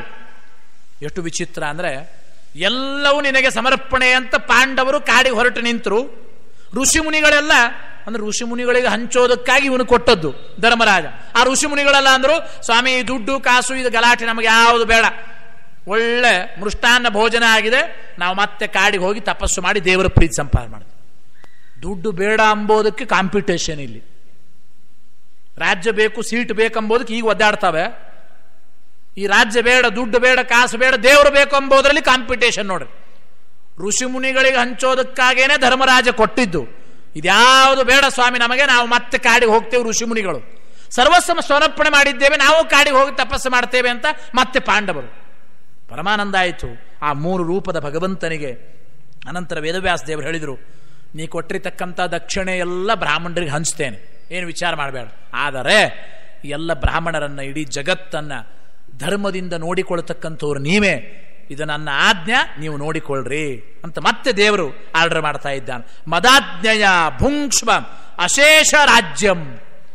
ನೀವು ಕ್ಷತ್ರಿಯರು, ಆದ್ದರಿಂದ ನಿಮಗೇನು ಬೇಡ, ನಿಮಗೆ ವೈರಾಗ್ಯ ಇದೆ ನಿಜ, ಅಭಾವ ವೈರಾಗ್ಯ ನಿಜವಾಗ್ಲೂ ಭಾವ ವೈರಾಗ್ಯನೇ. ಆದರೆ ವಿಶೇಷವಾಗಿ ನಾನು ಹೇಳ್ತಾ ಇದ್ದೇನೆ, ಋಷಿಮುನಿಗಳೆಲ್ಲ ಬೇಕಾದಷ್ಟು ಕೈತುಂಬ ದಕ್ಷಿಣೆ ತಾಂಬೂಲೆಲ್ಲ ವೇದವ್ಯಾಸ ದೇವರೇ ಕೊಟ್ಟು, ಸರ್ವಸ್ವವು ಕೂಡ ಅಂದರೆ ರಾಜ್ಯವೆಲ್ಲ ನೀವೇ ಭೋಗ ಮಾಡ್ರಿ, ಬೇಕಾದಷ್ಟು ವನವಾಸ ಎಲ್ಲ ಉಪವಾಸ ಆಗಿದೆ, ಇಷ್ಟು ದಿವಸ ಸುಖವಾಗಿ ನಮ್ಮ ಆಜ್ಞೆ ಆಗಿದೆ, ರಾಜ್ಯಭಾರ ಮಾಡ್ರಿ ಅಂತ ಮತ್ತೆ ದೇವರು ಹೇಳ್ತಾನಂತ. ಆ ರೀತಿ ಎಲ್ಲ ಹೇಳಿದ ಮೇಲೆ ಇದು ದೇವರ ಆಜ್ಞಾ ಅಂತ ರಾಜ್ಯವನ್ನು ಅನುಭವಿಸ್ತೇ ಹೊರತು ಸುಖ ಪಡೋದಕ್ಕಾಗಿ ಅಲ್ಲ. ಇದು ಏಕಾಂತ ಭಗವದ್ಭಕ್ತರ ಲಕ್ಷಣ ಅಂತ. ಆ ಪಾಂಡವರ ದಿವ್ಯವಾದ ಆ ಭಗವದ್ಭಕ್ತಿ, ಅವರ ವೈಭವ. ಆದ್ದರಿಂದ ಏಕಾಂತಾನಾಂ ನ ಕಸ್ಯಚಿತ ಅರ್ಥೇ ನಾರಾಯಣೋ ದೇವ ಸರ್ವಮನ್ಯತ್ತದರ್ಥಕಂ. ಎಲ್ಲವೂ ಭಗವಂತನಿಗಾಗಿ ಹೊರತು ತಮಗಾಗಿ ಯಾವ ರಾಜ್ಯವೂ ಬೇಡ, ಯಾವ ಸುಖವೂ ಬೇಡ, ಯಾವ ಅಧಿಕಾರವೂ ಬೇಡ ಅಂದ ಮಹಾನುಭಾವರು. ಇದು ಸರಿಯಾಗಿ ನಾವು ಚಿಂತನೆ ಮಾಡಬೇಕು. ಯಾವಾಗಲೂ ಕೂಡ ಬೇಡದ್ರೆ ಬೇಡಿದ್ದಷ್ಟೇ ಸಿಗುತ್ತದೆ, ಅದನ್ನು ರಹಸ್ಯ ತಿಳಿಯಿರಿ. ದೇವರು ಎಷ್ಟು ಚೆನ್ನಾಗಿದೆ. ನೀವು ಬೇಕಾದಷ್ಟು ವ್ರತ ಉಪವಾಸ ಪಂಚಾಮೃತ ಹಸ್ತೋದಕ ಅದು ಇದು ಎಲ್ಲ ಸೇವೆಗಳನ್ನು ಮಾಡಿಸಿ, ವಸ್ತ್ರ ಸೇವೆ ಕವಚ ಸೇವೆ ರಥೋತ್ಸವ ಎಲ್ಲ ಮಾಡ್ತೇವೆ. ಕೇಳಿಬಿಟ್ರೆ ಕೇಳಿದ್ದಷ್ಟೇ. ಮಾಡುವ ಸೇವೆಯನ್ನು ಭಕ್ತಿಯಿಂದ ಮಾಡಿ ನಂದೇನದು ಸ್ವಾಮಿ, ನಿಂದೇ ಇದೆಲ್ಲವೂ. ನನ್ನ ಯೋಗ್ಯತೆಗೆ ತಕ್ಕಂತೆ ಸ್ವಾಮಿ ಏನು ಕೊಡಬೇಕು ನೀ ಕೊಡು, ನಿನ್ನ ಅನುಗ್ರಹ ಆಗಲಿ ಸಾಕು ಅಂತ ಇಷ್ಟು ಕೇಳ್ರಿ. ನಿಮಗೇನು ಕೊಡಬೇಕೋ ಫುಲ್ ಮಾರ್ಕ್ಸ್ ದೇವರು ಕೊಡಬೇಕಾಗುತ್ತೆ. ಆವಾಗ ಕೇಳಿಬಿಟ್ರೆ ಕೇಳಿದ್ದಷ್ಟೇ. ನನಗೇನು ಕೊಡಬೇಕು ಅಂತ ನಿಂಗೆ ಗೊತ್ತಿದೆ ಸ್ವಾಮಿ, ನೀನು ಕೊಡು ಅಂತ ನಾವು ಪ್ರಾರ್ಥನೆ ಮಾಡಿಬಿಟ್ರೆ ನಮಗೆ ಎಷ್ಟೆಷ್ಟು ಬರಬೇಕು ಎಲ್ಲ ಬರ್ತದೆ. ಅವಾಗ ದೇವ್ರ ಮೇಲೆ ಜವಾಬ್ದಾರಿ ಜಾಸ್ತಿ. ಅವಾಗ ಅದನ್ನು ಸರಿಯಾಗಿ ತಿಳಿಯಿರಿ ಅಂತ. ನಮ್ಮ ಹಣೆ ಬರ ಏನು ಅಂದರೆ, ಗುಡಿ ಗುಂಡಾರಗಳಿಗೆ ಮಠ ಮಂದಿರಗಳಿಗೆ ಬರೋದು ಏನಾದರೂ ಒಂದು ಅಪ್ಲಿಕೇಶನ್ ಇಟ್ಟೇ ಬರೋದು. ನಾವು ಖಾಲಿ ಕೈಯಿಂದ ಬರೋದೇ ಇಲ್ಲ. ನಿಜವಾಗ್ಲೂ ದೇವರಲ್ಲಿ ಗುರುಗಳ ಹತ್ರ ಹೋಗುವಾಗ ರಿಕ್ತ ಹಸ್ತದಿಂದ ಹೋಗಬಾರದು ಅಂತ ಹೇಳ್ತಾರೆ. ನಾವೊಂದು ಅಪ್ಲಿಕೇಶನ್ ಹಿಡ್ಕೊಂಡೇ ಹೋಗ್ತೇವೆ. ಕೆಲಸ ಬೇಕು, ಮಕ್ಕಳು ಬೇಕು, ಮನೆ ಬೇಕು, ಅದು ಬೇಕು, ಇದು ಬೇಕು, ಏನು ಬೇಕುಗಳ ಸರಮಾಲೆಯನ್ನ ಹಿಡ್ಕೊಂಡೇ ದೇವರ ಹತ್ರ ಹೋಗುತ್ತೇವೆ ಹೊರತು ಕೊಟ್ಟಿದ್ದು ಬೇಕಾದಷ್ಟಿದೆ ಮಾರಾಯ ನಿನ್ನ ಅನುಗ್ರಹ ಆಗಲಿ ಅಂತ ಯಾರು ಕೇಳ್ತೇವೆ? ದ್ವಾದಶ ಸ್ತೋತ್ರದಲ್ಲಿ ಆಚಾರ್ಯ ಹೇಳುವಾಗ ಅಂತಾರಲ್ಲ, ರಾಘವ ರಾಘವ ರಾಕ್ಷಸ ಶತ್ರು ಮಾರುತಿ ವಲ್ಲಭ ಜಾನಕಿ ಕಾಂತ. ಮಾರುತಿ ವಲ್ಲಭ ಅಂತ ಶಬ್ದ ಆಚಾರ್ಯ ಬಳಸಿದ ಶಬ್ದ. ಮಾರುತಿ ಅಂದ್ರೆ ಹನುಮಂತ ದೇವರು ಮುಖ್ಯ ಪ್ರಾಣ. ಆ ಮುಖ್ಯ ಪ್ರಾಣನಿಗೆ ಪ್ರಿಯಕರನಾದವನು ಮಾರುತಿ ವಲ್ಲಭ. ಒಂದು ಸಾಮಾನ್ಯ ಅರ್ಥ ಆದರೆ ನಿಜವಾದ ಅರ್ಥ ಏನು ಗೊತ್ತಾ? ನಿಷ್ಕಾಮ ಭಗವದ್ಭಕ್ತರಿಗೆ ಭಗವಂತ ಅತ್ಯಂತ ಪ್ರಿಯಕರನಾದವನು. ಆ ಅರ್ಥ. ಮಾರುತಿಗಳು ಅಂದ್ರೆ ನಿಷ್ಕಾಮ ಭಗವದ್ಭಕ್ತರು. ಮಾರುತಿ, ರುತಿ ಅಂದ್ರೆ ರೋದನ, ಅಳೋದು. ಅಳ್ತಾನೆ ಗುಡಿಗೆ ಬರ್ತೀವಿ ನಾವು. ಅದು ಬೇಕು, ಇದು ಬೇಕು, ಕೊಟ್ಟಿದ್ದು ಬೇಕಾದಷ್ಟಿದೆ ಮಾರಾಯ ಅನುಗ್ರಹ ಮಾಡು. ಈ ದೇಹವನ್ನು ಕೊಟ್ಟಿದ್ದಿ, ಇಂದ್ರಿಯಗಳನ್ನು ಕೊಟ್ಟಿದ್ದಿ, ಇಂದ್ರಿಯಗಳ ಶಕ್ತಿ ಬುದ್ಧಿಶಕ್ತಿಯನ್ನು ಪ್ರಚೋದನೆ ಮಾಡ್ತಾ ಇದ್ದಿ. ನನ್ನ ಯೋಗ್ಯತೆಗೆ ಅನುಗುಣವಾಗಿ ಸುಖವಾಗಿದ್ದೇವೆ ನಾವು. ಯಾಕೆಂದ್ರೆ ಹುಟ್ಟಿದಾಗಿನಿಂದ ಸಾಯೋ ತನಕ ಈ ಬೇಕು ಎಂಬ ಈ ಲಿಸ್ಟ್ ಮುಗಿಯೋದೇ ಇಲ್ಲ. ಬೇಕುಗಳು ಎಂದು ಸಾಕಾಗೋದಿಲ್ಲ. ನಾವಾಗಿ ನಾವು ಅವುಗಳನ್ನು ಸಾಕು ಮಾಡಬೇಕಷ್ಟೆ. ಬೇಕುಗಳು ಎಂದು ಸಾಕಾಗೋದಿಲ್ಲ. ಅದು ಬೆಕ್ಕಿನಂತೆ ಚಂಚಲವೇ. ಹಾಗೇನೆ ಯಯಾತಿ ಮಹಾರಾಜ ಹೇಳಿದ್ದಿದು ಆ ರೀತಿ. ಆದ್ದರಿಂದ ಬೇಕುಗಳನ್ನು ನಾವು ಸಾಕು ಮಾಡಬೇಕು. ರುತಿ, ದೇವರ ಹತ್ರ ಬಂದು ಅಳೋದೇನೆ. ಮಾರುತಿ, ಅಳಬೇಡ್ರಿ ದೇವರ ಹತ್ರ ಬಂದು ಅಂತಾರೆ. ಭಗವಂತ ಬೇಕಾದಷ್ಟು ಕೊಟ್ಟಿದ್ದಾನೆ. ಅವನ ಅನುಗ್ರಹದಿಂದ ನೀವು ಇದ್ದದ್ದರಲ್ಲಿ ಏನು ಭಗವಂತನಿಗೆ ಸಮರ್ಪಣೆ ಮಾಡ್ತೀವಿ, ಮತ್ತೆ ಅನಂತ ಮಡಿ ಮಾಡಿ ಭಗವಂತ ಕೊಡ್ತಾನೆ. ನನಗೇನು ಕೊಡಬೇಕು ಸ್ವಾಮಿ ನಿನಗೆ ಗೊತ್ತಿದೆ ಅಂತ ಭಕ್ತಿಯಿಂದ ನಾವು ಸಮರ್ಪಣೆ ಮಾಡಿದಾಗ ನಿಶ್ಚಿತವಾಗಿ ಭಗವಂತನ ಪೂರ್ಣಾನುಗ್ರಹ ಆಗುತ್ತದೆ. ಆದ್ದರಿಂದ ಮಾರುತಿಗಳು ಯಾರು ದೇವರ ಹತ್ರ ಬಂದು ಅಳೋದಿಲ್ವೋ ಅವರಿಗೆ ವಲ್ಲಭ, ಪ್ರಿಯಕರ. ಮಾರುತಿ ವಲ್ಲಭ ಜಾನಕಿ ಕಾಂತ. ಬಹಳ ಸುಂದರವಾಗಿ ಆಚಾರ್ಯ ತಿಳಿಸಿದ್ದುಂಟಲ್ಲಿ ಆ ರೀತಿ. ಅನಂತರ ವಿಶೇಷವಾಗಿ ಎಲ್ಲ ಬ್ರಾಹ್ಮಣರಿಗೆಲ್ಲ ವೇದವ್ಯಾಸ ದೇವರು ಹಂಚಿ ಅಶ್ವಮೇಧ ಯಾಗ ಮುಗಿದ ಮೇಲೆ ಬೇಕಾದಷ್ಟು ಅವ್ರು 10 ತಲೆಮಾರು ಕೂತು ತಿನ್ನಬೇಕು ಅಷ್ಟು ಸಂಪತ್ತನ್ನು ಪ್ರತಿಯೊಬ್ಬರಿಗೂ ವೇದವ್ಯಾಸ ದೇವರು ಹಂಚಿದ್ದಾರೆ. ಅನಂತರ ವೇದವ್ಯಾಸ ದೇವರಿಗೆ ಅಂತ ಒಂದು ನಿಧಿಯನ್ನ ಪ್ರಧಾನ ಅಧ್ಯಕ್ಷರವರು ಯಜ್ಞಕ್ಕೆ ಅವರಿಗೆ ಒಂದು ದೊಡ್ಡ ನಿಧಿಯನ್ನು ಸಮರ್ಪಣೆ ಮಾಡಿದರು. ಧರ್ಮರಾಜಾದಿಗಳು ಪಾಂಡವರು ತಮಗೇನು ಸಮರ್ಪಣೆ ಮಾಡಿದ್ದಾರೆ ವೇದವ್ಯಾಸ ದೇವರಿಗೆ ಸ್ವತಃ ತಮ್ಮ ದಕ್ಷಿಣೆ, ಮುತ್ತು, ರತ್ನ, ವಜ್ರ, ವೈಡೂರ್ಯ ಎಲ್ಲ ತನ್ನ ಸೊಸೆಯಾಗಿರ್ತಕ್ಕಂಥ ಕುಂತಿದೇವಿ ಕೊಡ್ತಾರಂತೆ ವೇದವ್ಯಾಸ ದೇವರು. ಎಲ್ಲವನ್ನೂ ಕೂಡ ಕುಂತಿದೇವಿಗೆ ಕೊಟ್ಟಿದ್ದಾರೆ ಅಂತ ತಿಳಿಸ್ತಾರೆ. ಅದಾತ್ ಪೃಥಾಜೈ ನಿಖಿಲಂ ಪ್ರಸನ್ನ ಅಂದರೆ ಹುಟ್ಟಿದಾಗಿನಿಂದ ಪಾಪ ಬಹಳ ನೊಂದವಳು ಕುಂತಿ. ಪುಟ್ಟ ವಯಸ್ಸಿನಲ್ಲೇ ಏನೋ ಸೂರ್ಯನಿಗೆ ಪರೀಕ್ಷೆ ಮಾಡೋದಕ್ಕಾಗಿ ಸೂರ್ಯನನ್ನು ಕರೆದು ಬಿಟ್ಲು. ಅವನು ಪಟ್ನೆ ಪುಟಾಚಿ ಕೂಸಾಗಿ ಹುಟ್ಟಿಬಿಟ್ಟ. ಜಗತ್ತು ಬೈತಾರೆ, ಗಲಾಟೆ, ಪಾಪ ಲೋಕಾಪವಾದ. ಆ ಕರ್ಣನನ್ನು ರಕ್ಷಣೆ ಮಾಡೋದಕ್ಕಾಗಿ ಎಷ್ಟು ಒದ್ದಾಡ್ತಾಳೆ. ಆಮೇಲೆ ಪಾಪ ಗಂಡನಿಗೆ ಶಾಪ ಆಯಿತು. ಅರಣ್ಯದಲ್ಲಿ ನಿಯೋಗ ಪದ್ಧತಿಯಿಂದ ಮಕ್ಕಳನ್ನು ಪಡೆಯಬೇಕಾಯಿತು. ಗಂಡನ ನಿರ್ಯಾಣ ಆಯಿತು. ಬಂದ ಮೇಲೆ ಇವರು ಸೇರಿಸೋದಿಲ್ಲ ಅಂತಂದ್ರು. ಮೋಸದ ಪಗಡೆ ಆಟ ಆಡಿ ಕಾಡಿಗೆ ಅಟ್ಟಿದರು. ಜೀವನದುದ್ದಕ್ಕೂ ಪಾಪ ನೊಂದುಕೊಂಡ ಹೆತ್ತ ಕರಳದು. ಮೊದಲಿನಿಂದಲೂ ನೊಂದವಳೆ ಅವಳು. ಆದ್ದರಿಂದ ಅವಳಿಗೆ ವಿಶೇಷ ಅನುಗ್ರಹ ಮಾಡಬೇಕು ಅಂತೇಳಿ ಜೊತೆಗೆ ಸ್ವತಃ ತನ್ನ ಸೊಸೆನೇ ಒಂದು ಅರ್ಥದಲ್ಲಿ. ಯಾಕೆಂದ್ರೆ ಧೃತರಾಷ್ಟ್ರ, ಪಾಂಡು, ವಿದುರರೆಲ್ಲ ವೇದವ್ಯಾಸ ದೇವರಿಂದ ತಾನೇ ಹುಟ್ಟಿದ್ದು. ವೇದವ್ಯಾಸ ದೇವರ ಅನುಗ್ರಹದಿಂದ ಹುಟ್ಟಿದ್ದು. ಆ ರೀತಿ ಪಾಂಡುರಾಜ ಅಂದ್ರೆ ವೇದವ್ಯಾಸರ ಮಗನೇ, ಧೃತರಾಷ್ಟ್ರನು ವೇದವ್ಯಾಸರ ಮಗನೇ, ವಿದುರನು ವೇದವ್ಯಾಸರ ಮಗನೇ. ಅದರಿಂದ ಪಾಂಡುವಿನ ಹೆಂಡತಿ ನನ್ನ ಸೊಸೆ ಅವಳು. ಅದನ್ನು ಸೊಸೆ ಕೊಡಿ, ಸರಿಯಾಗಿ ತಿಳ್ಕೊಡ್ರಿ. ಇಲ್ಲಿ ಬಂದು ಮಾವಂದಿರಲ್ಲ, ಸುಮಾರು ಮಾವಂದಿರ ಆಸ್ತಿ ಸೊಸಿಗೆ ಸ್ವಲ್ಪ ಇಡಬೇಕು ಅಂತ ಸೊಸಿಗೆ ಯಾವಾರು ಮನೆಯಲ್ಲಿ. ಯಾಕೆಂದ್ರೆ ಇಡೀ ತನ್ನ ಮನೆಯ ಮುಂದಿನ ಜವಾಬ್ದಾರಿ ಎಲ್ಲ ಸೊಸೆಯ ಮೇಲೆ ಇರುತ್ತದೆ. ಜಗತ್ತಿಗೆ ವೇದವ್ಯಾಸ ದೇವರು ತಿಳಿಸ್ತಾರೆ ಈ ಮಾತನ್ನು. ಇದರ ಜೊತೆಗೆ ದ್ರೌಪದಿ ದೇವಿಯರು ಸತ್ಯಭಾಮಾದೇವಿಯರಿಗೆ ಹೇಳುವಾಗಲೂ ಈ ಮಾತು ಹೇಳ್ತಾರೆ. ಅನೇಕ ಸ್ತ್ರೀ ಧರ್ಮಗಳನ್ನು ಹೇಳ್ತಾ ಆ ರುಕ್ಮಿಣಿ ಸತ್ಯಭಾಮೆಯರೆಲ್ಲ ಕೇಳ್ತಾರೆ, 16,108 ಜನ ನಾವು, ನಮಗೆ ಕೃಷ್ಣ ಒಬ್ಬನೇ, ಅವನು ಒಬ್ಬನನ್ನು ನಾವು ನೋಡ್ಕೊಳ್ಳಿಕ್ಕೆ ಆಗ್ತಾ ಇಲ್ಲ, ಒದ್ದಾಡ್ತೇವೆ ನಾವು. ನೀ ಒಬ್ಬಳೇ 5 ಜನ ಗಂಡಂದ್ರೆ ನೀ ಹೆಂಗೆ ಮೇಂಟೈನ್ ಮಾಡ್ತೀಯ ಅಂತ ಆ ಸತ್ಯಭಾಮೆಯರ ಪ್ರಶ್ನೆ. ಅದಕ್ಕೆ ಮನೆಯಲ್ಲಿ ಹೆಣ್ಣುಮಗಳು ಹೇಗಿರಬೇಕು, ಮುತ್ತೈದೆ ಸ್ತ್ರೀ, ಸುಮಂಗಲಿ ಸ್ತ್ರೀ ಹೇಗಿರಬೇಕು ಎಲ್ಲ ಲಿಸ್ಟ್ ಹೇಳ್ತಾ ಬರ್ತಾಳೆ ದ್ರೌಪದಿ ದೇವಿಯರು. ಆ ರೀತಿ ಒಂದು ಮಾತನ್ನು ಹೇಳ್ತಾಳೆ. ಈ ಸಂದರ್ಭಕ್ಕೆ ಬಂದಾಗ ನಾನು ಹೇಳ್ತೇನೆ, ಗುಪ್ತವಾದ ನಿಧಿಯನ್ನು ಸಂಗ್ರಹ ಮಾಡಿ ಇಡಬೇಕು. ಮನೆಯ ಸೊಸೆಯ ಜವಾಬ್ದಾರಿ ಇದು. ಜೊತೆಗೆ ಆ ಮನೆಯ ಸಂಪ್ರದಾಯಗಳೇನು, ಪದ್ಧತಿಗಳೇನು, ದೊಡ್ಡವರು ಹೋದ ಮೇಲೆ ಅವರ ಶ್ರಾದ್ದಾದಿ ಕರ್ಮಗಳು ಯಾವತ್ತು ಬರುತ್ತದೆ, ಯಾರ್ಯಾರ ಮನಸ್ಸಿನ ಸ್ವಭಾವ ಏನು, ಅತ್ತೆ ಮಾವ ಹೇಗೆ, ಗಂಡಂದ್ರೆ ಹೇಗೆ, ಮಕ್ಕಳಿಗೆ ಹೇಗೆ ನೋಡಿಕೊಳ್ಬೇಕು, ಗಂಡನ ಕಡೆ ಬಂದವರನ್ನು ಹೇಗೆ ನೋಡಿಕೊಳ್ಬೇಕು, ಅದ್ರ ಎಲ್ಲದರ ಸರಿಯಾದ ಜ್ಞಾನ ಇದ್ದು ಅವಳು ಜೀವನ ನಡೆಸಿಬಿಟ್ರೆ ಎಲ್ಲ ಇಡೀ ಮನೆಯಲ್ಲಿ ಎಲ್ಲರಿಗೂ ಪ್ರೀತ್ಯಾಸ್ಪದಳಾಗುತ್ತಾಳೆ. ಬಂದ ಸೊಸೆ ಹೇಗಿರಬೇಕು, ಒಂದು ಮನೆಗೆ ಬಂದ ಸೊಸೆ, ಅದರ ಬಹಳ ಚೆನ್ನಾಗಿ ವಿಸ್ತಾರವಾಗಿ ದ್ರೌಪದಿ ದೇವಿಯರಲ್ಲಿ ಹೇಳ್ತಾರೆ. ಅಲ್ಲಿ ಹೇಳುವಾಗ ಪ್ರತ್ಯೇಕವಾದ ಒಂದು ಸ್ತ್ರೀಧನ ಅಂತ ಇರಬೇಕು. ಆ ರೀತಿಯಾಗಿ ಇದು ಜನ್ಧನ್ ಯೋಜನೆ ಅಂತ ಶುರುವಾಗಿದೆ ಈಗ, ಮೋದಿ ಅವರದು. ಬರ್ತದೋ ಬಿಡ್ತದೋ ಅಂತೂ ಪಾಪ ಇರಲಿ, ಮಾಡ್ತಾ ಇದ್ದಾರೆ ಆ ರೀತಿ. ಹಾಗೆ ಸ್ತ್ರೀಧನ ಪ್ರತ್ಯೇಕವಾಗಿರಬೇಕು. ವೇದವ್ಯಾಸ ದೇವರು ತಿಳಿಸ್ತಾರೆ. ತಮ್ಮ ಪಾಲನ್ನು ಸೊಸೆಗೆ ಕೊಡ್ತಾರೆ, ರಕ್ಷಣೆ ಮಾಡ್ತಾರೆ. ಯಾಕಂದ್ರೆ ಮಕ್ಕಳು ಯಾವಾಗ ವೃದ್ಧಾಶ್ರಮ ಕಟ್ಟುತ್ತಾರೋ ಗೊತ್ತಿಲ್ಲ, ತಮ್ಮ ಆಸ್ತಿ ಅಂತೂ ಇರಬೇಕು ಅಂಥೇಳಿ ಪಾಪ. ಆ ರೀತಿ ಮುಖ್ಯವಾಗಿ ಅವಳು ಹೇಳ್ತಾಳೆ, ಗಂಡ ದುಡಿದುಕೊಂಡು ಬಂದದ್ದರಲ್ಲಿ ಪಟ್ ಅಂಥೇಳಿ ಅವತ್ತು ಬಂದಿದ್ದೆಲ್ಲ ಖರ್ಚು ಮಾಡಿಬಿಡಬಾರ್ದು ಅಂತ ಹೇಳ್ತಾಳೆ.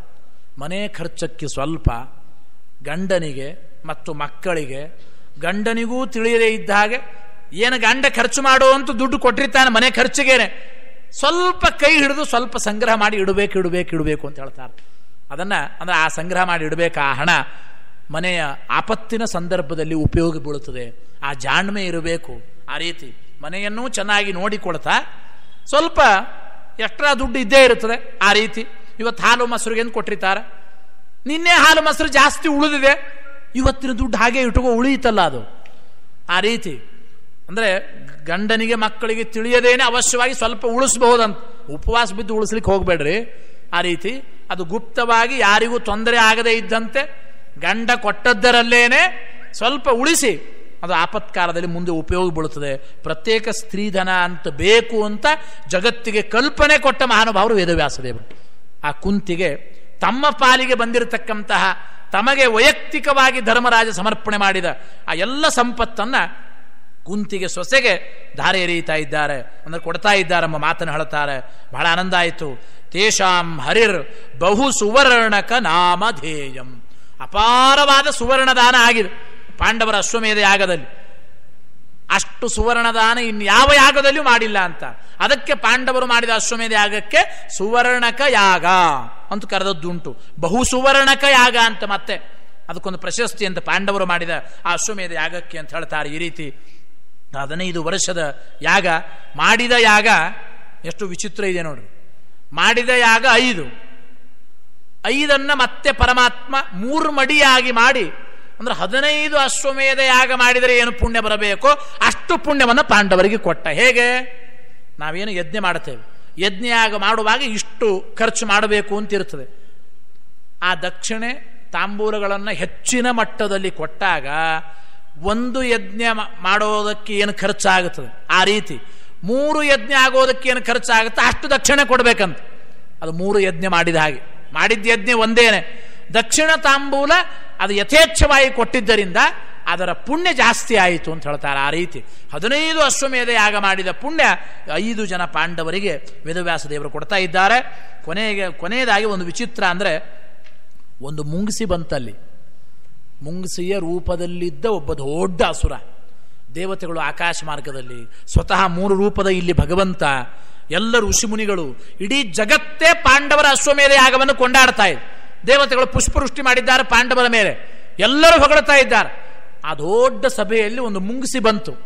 ಎಲ್ಲಿಂದಲೋ, ಅಯ್ಯೋ ಈ ಪಾಂಡವರ ಅಶ್ವಮೇಧ ತಗೊಂಡು ಯಾಗ ಏನು ಮಾಡ್ತೀರಿ, ಇದೇನು ಉಪಯೋಗ ಅಂದ್ಬಿಡ್ತು. ಮುಂಗಿಸಿ ಬೈಲಿಗೆ ಶುರು ಮಾಡಿಬಿಡ್ತು. ಒಬ್ಬ ಬ್ರಾಹ್ಮಣ ಇದ್ದ, ಅವನೊಂದು ಧರ್ಮ ಕಾರ್ಯ ಮಾಡಿದ. ಆ ಬ್ರಾಹ್ಮಣ ಮಾಡಿದ ಧರ್ಮ ಕಾರ್ಯದ ಮುಂದೆ ಪಾಂಡವರ ಅಶ್ವಮೇಧ 5 ಪೈಸೆಗೂ ಪ್ರಯೋಜನ ಇಲ್ಲ. ಈ ಮುಂಗಿಸಿ ಹೇಳಿಬಿಡ್ತು ಒಂದು ಬಂದು ಪಾಪ ಆ ಸಭೆಯಲ್ಲಿ. ಕೆಲವರಿಗೆಲ್ಲ ವಿಚಿತ್ರ ಅನ್ನಿಸ್ತು. ತಕ್ಷಣ ಆ ಮುಂಗಿಸಿ ಒಂದು ಕತೆ ಹೇಳಿತು. ಏನು ಪುಣ್ಯ ಸಾಧನೆ ಗೊತ್ತಾ? ಕುರುಕ್ಷೇತ್ರದಲ್ಲಿ ಒಬ್ಬ ಶ್ರೇಷ್ಠನಾದ ಬ್ರಾಹ್ಮಣ ಇದ್ದ. ಆ ಬ್ರಾಹ್ಮಣ ಉಂಚರುತ್ತಿ, ಶಿಲೋಂಚರುತ್ತಿ ಅಂತ ಕರೀತಾರ. ದಾನ ಕೊಟ್ಟರೂ ಬೇಡ ಅನ್ನಬೇಕು, ಅಪ್ರತಿಗ್ರಹ ವ್ರತ ಅಂತ ದ್ರೋಣಾಚಾರ್ಯರು ಕೈಗೊಂಡಿದ್ದಾರೆ ವಿಷ್ಣು ಪ್ರೀತಿಗಾಗಿ.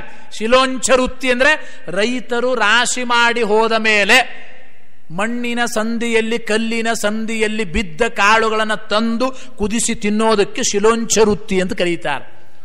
ಅದ್ಭುತವಾಗಿರ್ತಕ್ಕಂತಹ ವ್ರತ.